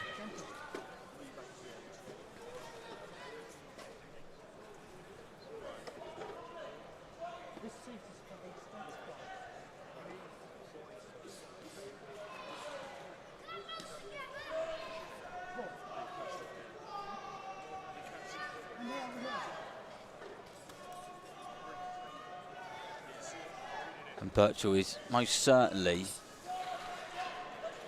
controlling the fight here, just stalking Butler.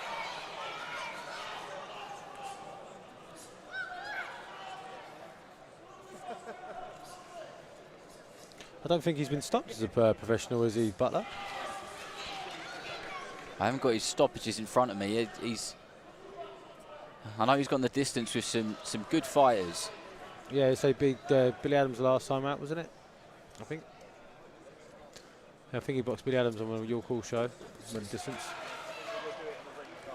He looks well out of his depths here, does Butler. I'm sure there's some fighters which he can go through the motions with and end up losing on the cards, which a lot of these away corner fighters tend to do, but Birchall is not an ordinary fighter. Yeah, I'll say he's also boxed someone I know quite well, Amage. I said sandboxed him in the amateurs. And I think it lasted about 18 seconds. He's actually boxed a few good fighters in the amateurs, to be fair. Did he, yeah? Yeah, I think Chamberlain boxed him as well. Well, no, I know he did, I was there. But the Birchall brothers are a talented boxing family. There's 3 of them in total, I believe. There's Nelson, there's Leighton as well. Leighton, very good fighter. Yeah, achieved an unbelievable amount as an amateur.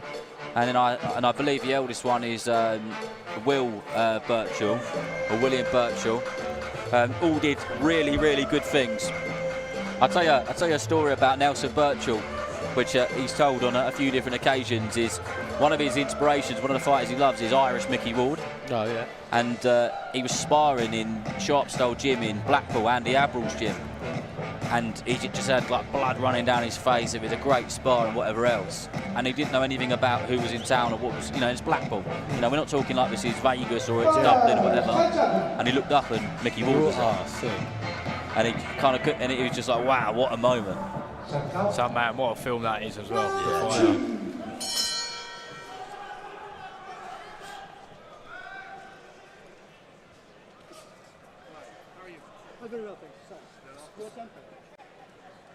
Well, Birchall starting this round in the same way that he ended the other one.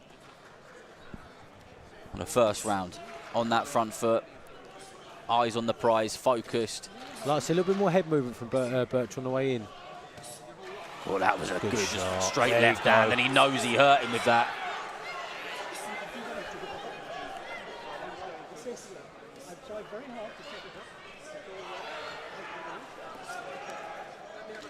And he's not happy in there, Butler.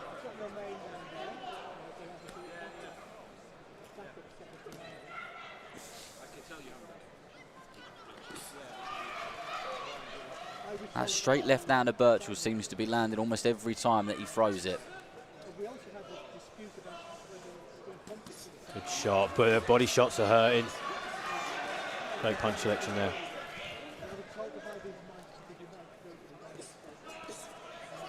Just get the sense that Butler could be in a world of trouble in a click of the fingers when Birchall turns it on. I don't think he's turning it on. Yeah. I think he started. Yeah, I think as soon as that first bell went, he's had starting it to ramp it up, isn't he?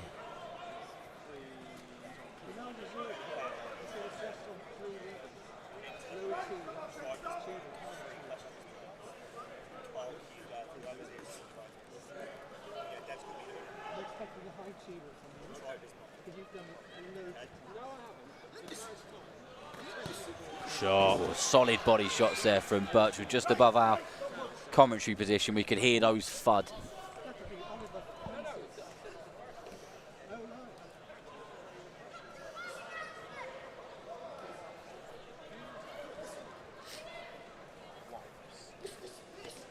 Good shots.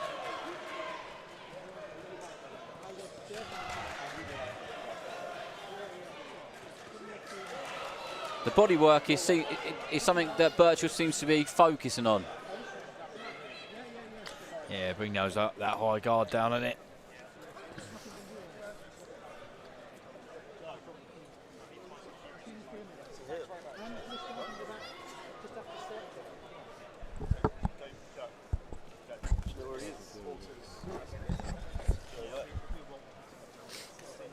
Good jab there from Birchall. Oh, that body shots, they've got to be hurting him. Lovely shots. He certainly has no intentions of doing overtime tonight. Yeah, nah. He wants to get done.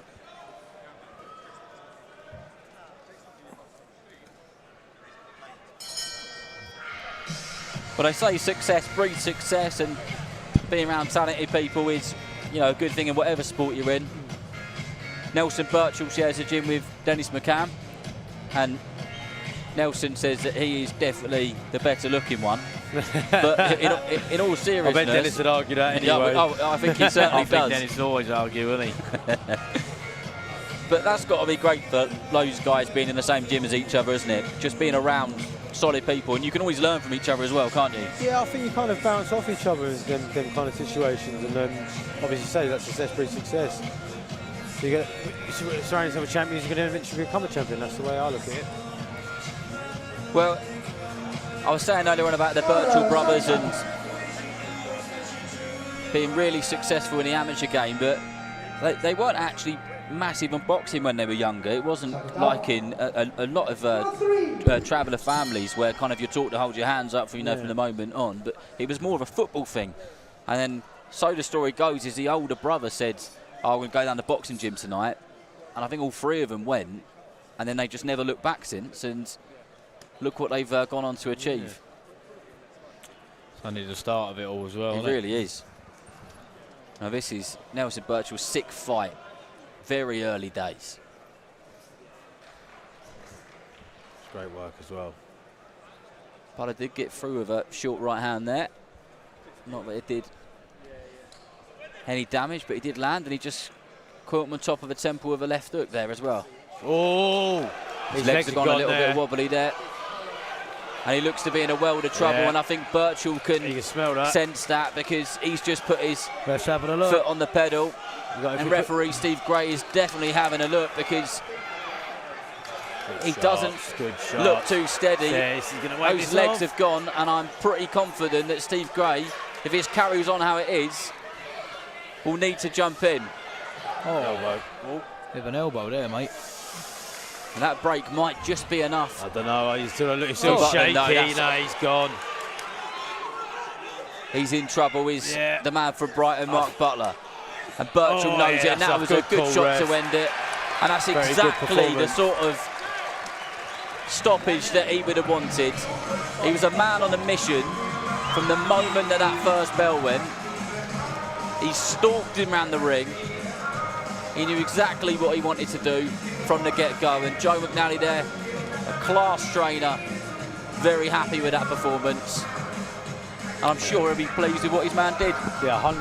It was a great performance, great shot selection, speed, power. It's very good. Promising future for him. And always good to see that respect afterwards. One of the many great things about this sport. And a nod of appreciation from Mark Butler as well. But we've got one more fight to come on our prelims undercard. And there's still so much boxing to go. Well, Thomas Triver is in the centre of the ring. So we'll get the official time of the stoppage just now.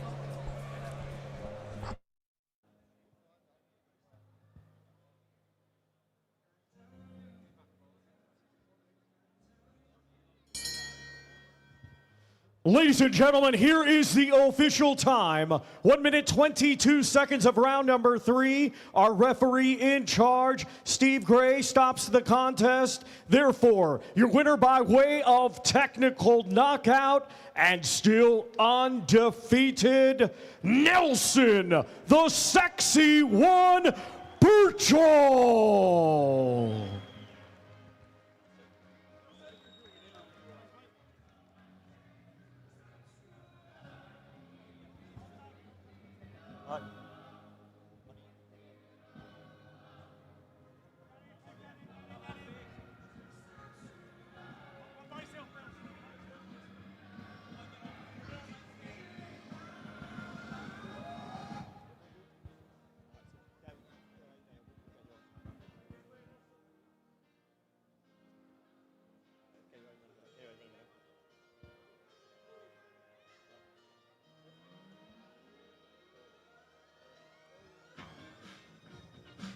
Well, Nelson Birchall, you talked this week about how you were going to stop your man, you were going to get that performance.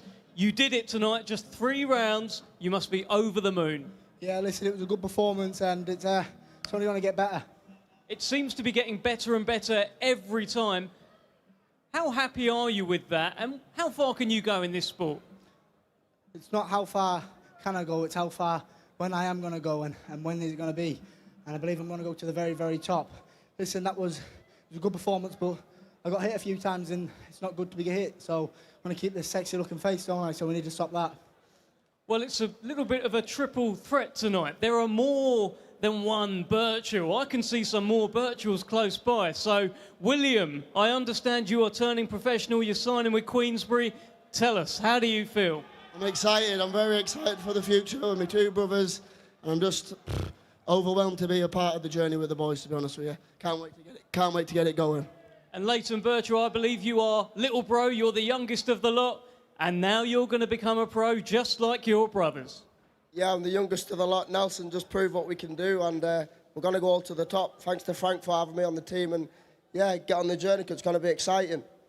Let's get a look at these 3 brothers. Let's hear it as well for the Birchall brothers, ladies and gentlemen.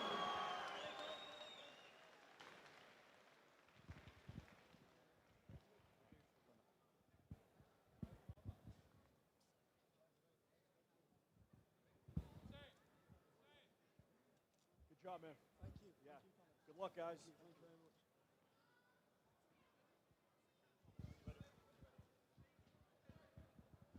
Let's continue, and first welcome to the ring from Poland, Jacob Laskowski.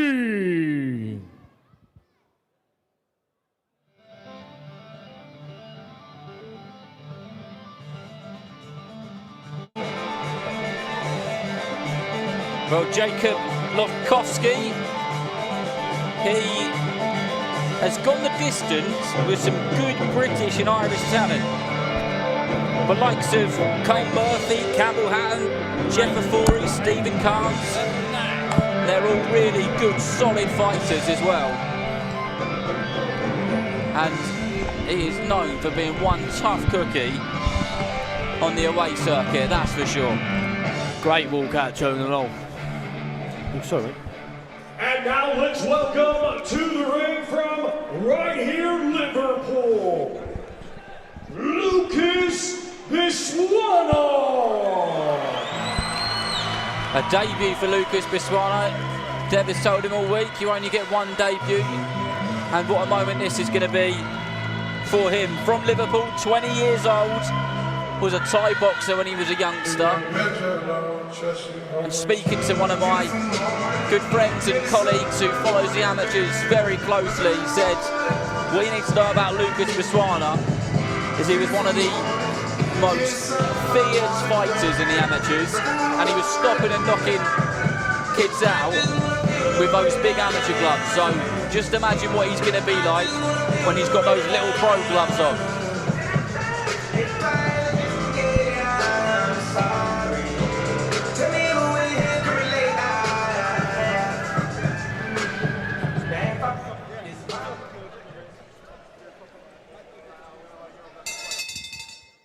Ladies and gentlemen, this bout is scheduled for 4 rounds, and it is an international welterweight contest. Brought to you by Frank Warren on behalf of Queensberry Promotions, along with their great sponsors, Riyadh Season, 32 Red, and Unibet.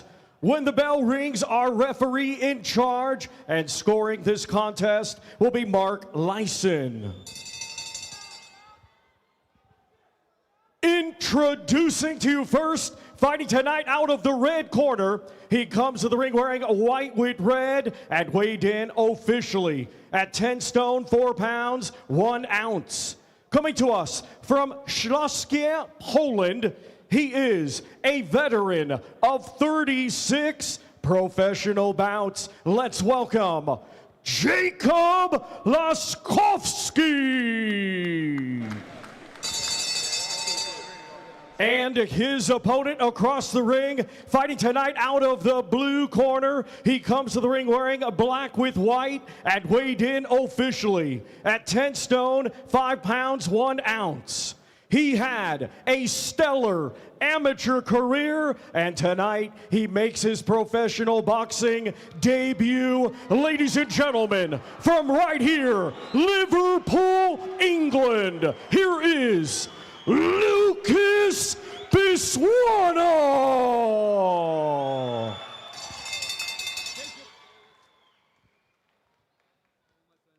Okay, boys, you both know the rules. Want you to obey my commands. Tell you to break clean. Defend yourselves at all times, boys. Good luck to you both. Big moment for Lucas Biswana. A lot of talk about him. Seconds out, round 1. And here it is, the professional debut. Somebody who is set to hopefully have a very promising career in the pro ranks, in the paid ranks. He's nice and light on them toes as he, I guess, just settles them nerves a little bit and pops those shots out. And already digging in those shots to the man from Poland. Yeah, he wants to get his professional debut over and done with quite quickly here.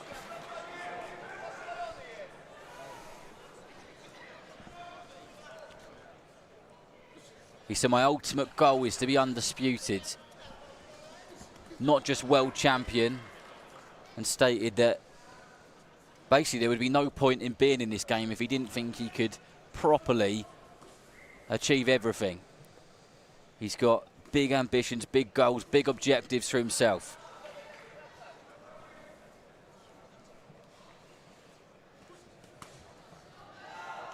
That right hand thudded, we could feel that one just from a few feet away here in Liverpool. Looks like he's marked up already. Jacob, well, I can't even try and say that, guys. I was going to attempt it, but I'm not going to. Go on, give it a go. Jacob Laskowski. Ain't bad, mate. I think you've nailed it. Oh, mate. I don't think I can say it again, though. Good, solid shots there from Biswana. Another fighter from that red triangle gym.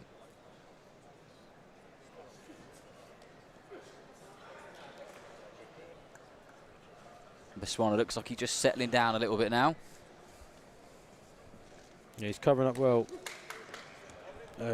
Jacob Laskowski. Oh, I can't do it. I tried, guys.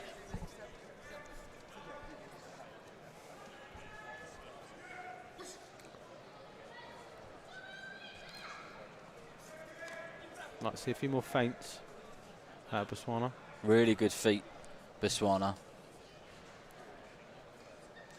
Effortlessly just glided back there out of the way of the shots which were coming his way. Is that a little cut on Jakubowski's left eye? Looks a little bit like a grazed, doesn't It does look like he's grazed. Could end up opening up, but it's only a 4-round fight. It's going to be a long 4-round fight for him, I think.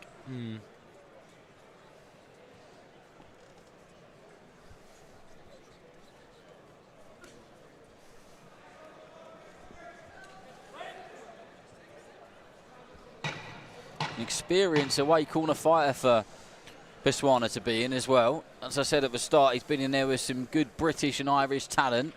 He certainly knows his way around a boxing ring. Biswana taking it all into his stride. So guys, you take yourselves back to your debut. First round's over. Is it that?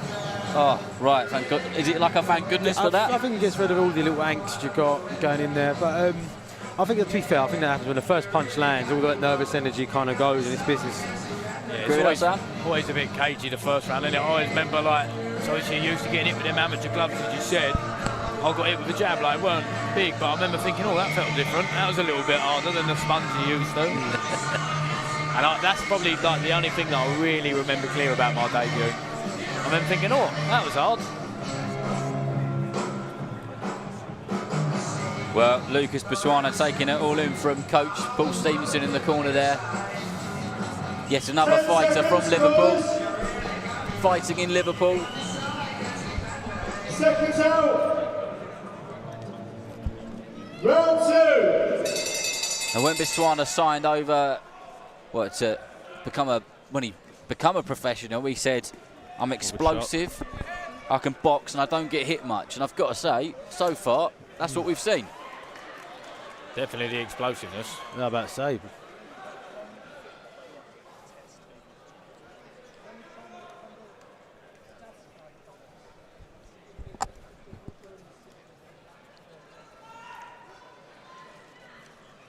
Biswana on the back foot, but comfortable with it. He is cutting now with the other side. Yeah. He is. The man for Poland has got blood dripping down the right-hand side of his face. I can't work out where the cuts come from. Top of his head. Yeah, top of his head it is. If that starts dripping in his eye, that could cause some problems. With that right hand from Biswana coming flying over the top.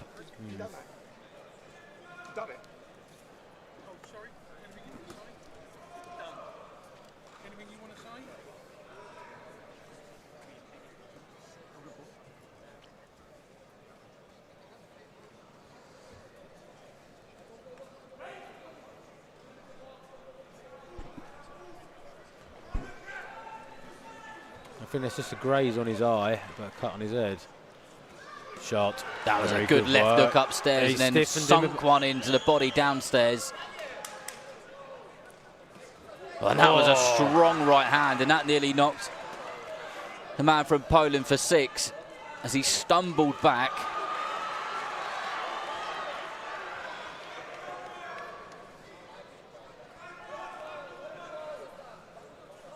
And I guess the dream outcome here for Biswana in Liverpool, making his debut, would be to get that stoppage.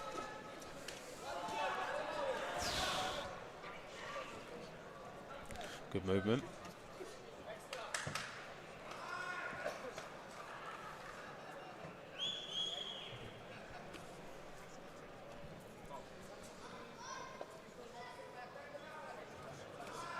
Biswana has proven that he can box on the front foot, of course, but he's also quite happy to spend a bit of time on the back foot and then switch it up like he just did then. And he's getting through with that right hand over and over again. Jakubowski's covering up quite well. No, he's got quite long arms. We're looking at him anyway. He's covering the body well.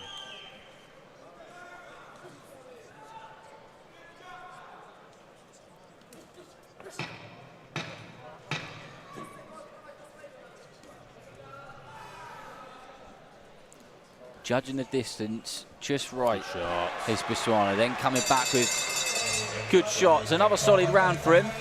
So if you guys are in the corner, you're Paul Stevenson, what advice are you giving to this young man on his debut? Just keep doing what you're doing. You say, every time Jack Lalke throws, he's sharp counter, he's good work rate, good shot selection. Yeah, it's a good performance. Yeah, same as that really, just more of the same. And just don't get too complacent in there. Maybe watch him coming back. Obviously, he's experienced his opponent, isn't he? So I think that would be my advice. And Biswana's so young, 20 years old, you know, and debu's got hopefully a long and fruitful career ahead, hasn't he? So, yeah. like everyone wants to have that kind of dream debut, but very early days. But impressive, really impressive. Does lots very well. Obviously got a good support base. Yeah, I think it's going to be an exciting fight to watch. Very aggressive, and everyone loves that, don't they? Round 3. The penultimate round in this 4-round contest.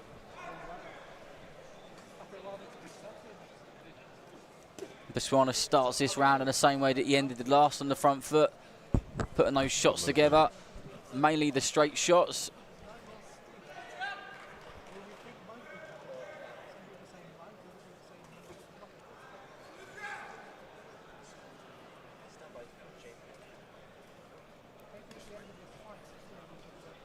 Biswana just measuring his man up with that left hand and then following it up with the right.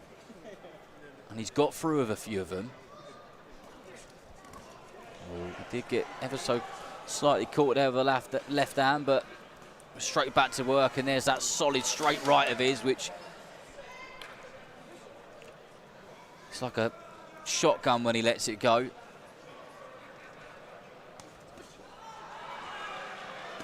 Clearly carries some power, doesn't he, guys? Yeah, because definitely. When he lands that right hand on the guard, he's only going to get stronger as well. He's only 20 years old. So yeah, that's a really good observation.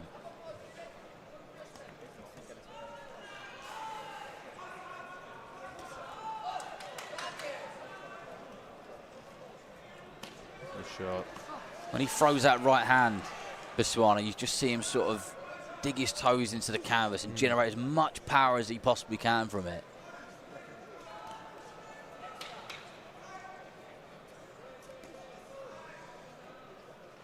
He hasn't been caught much either.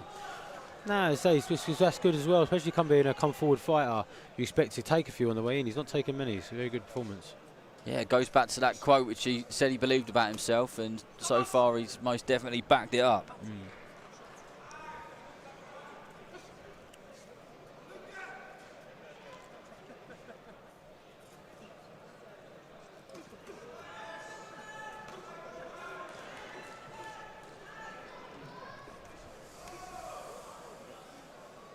Biswana just ever so slightly up in the tempo. A few more shots coming out from him. Shot.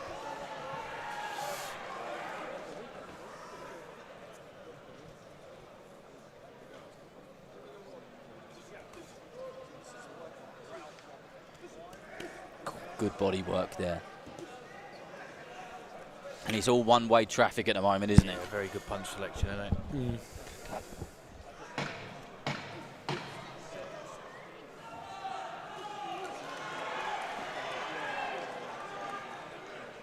Yeah, everything seems solid. Everything that lands solid.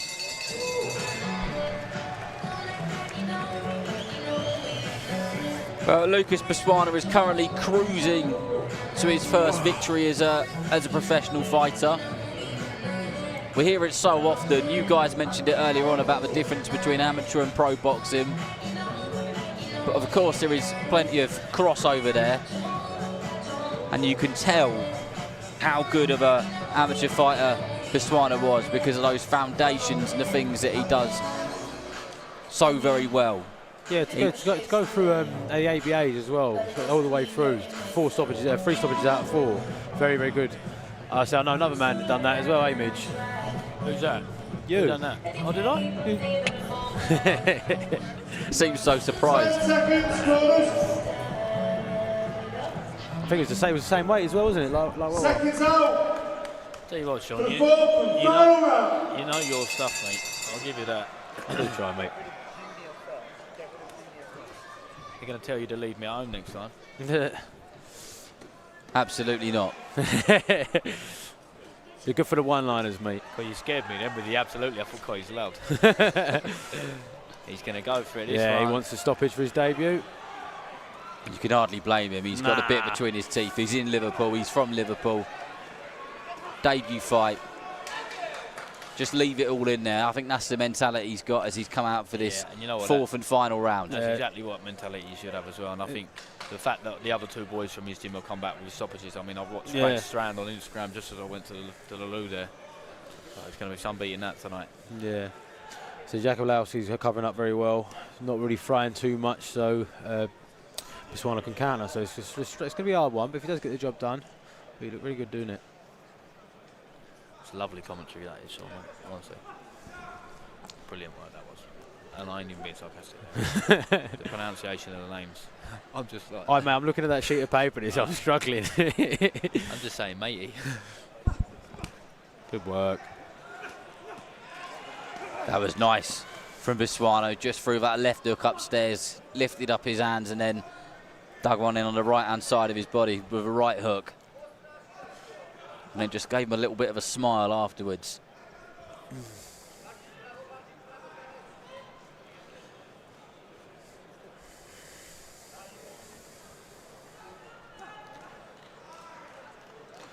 So Jacob Lausey keeps switching there, is it? He's trying new things, isn't he? Yeah. I don't know what way he's going to hurt. It's a bit late as we go into the nearly the last minute of the fourth and final round. Yeah, he keeps switching. Good shots.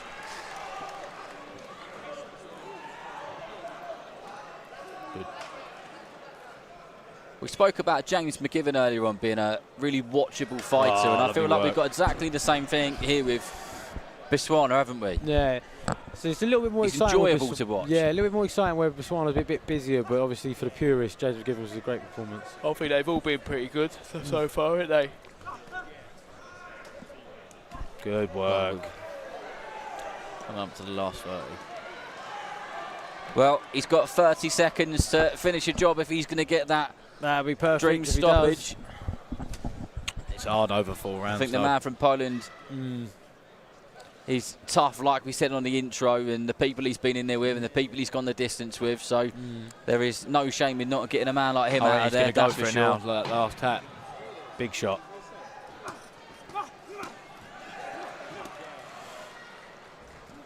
Biswana just finishes the round with just big horrible left hook after big horrible left hook.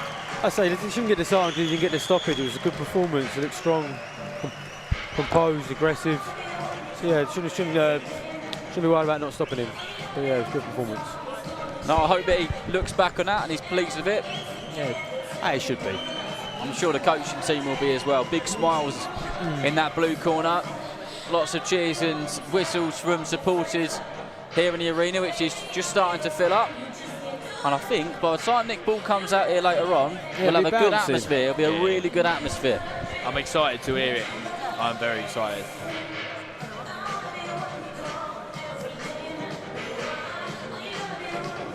Well, Mark Lyson just giving the Polish team a tap to say, right, get to the centre of the ring, we need to do the decision. Thomas Triber is ready to give us the official scores and announce Biswana, I'm sure, as the winner here in his professional debut.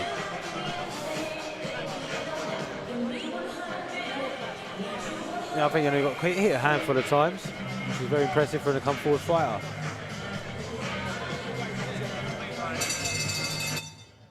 Ladies and gentlemen, after 4 rounds of boxing, our referee in charge, Mark Lyson, scores the contest 40-36 for your winner. And successful tonight in his professional boxing debut, Lucas Biswana.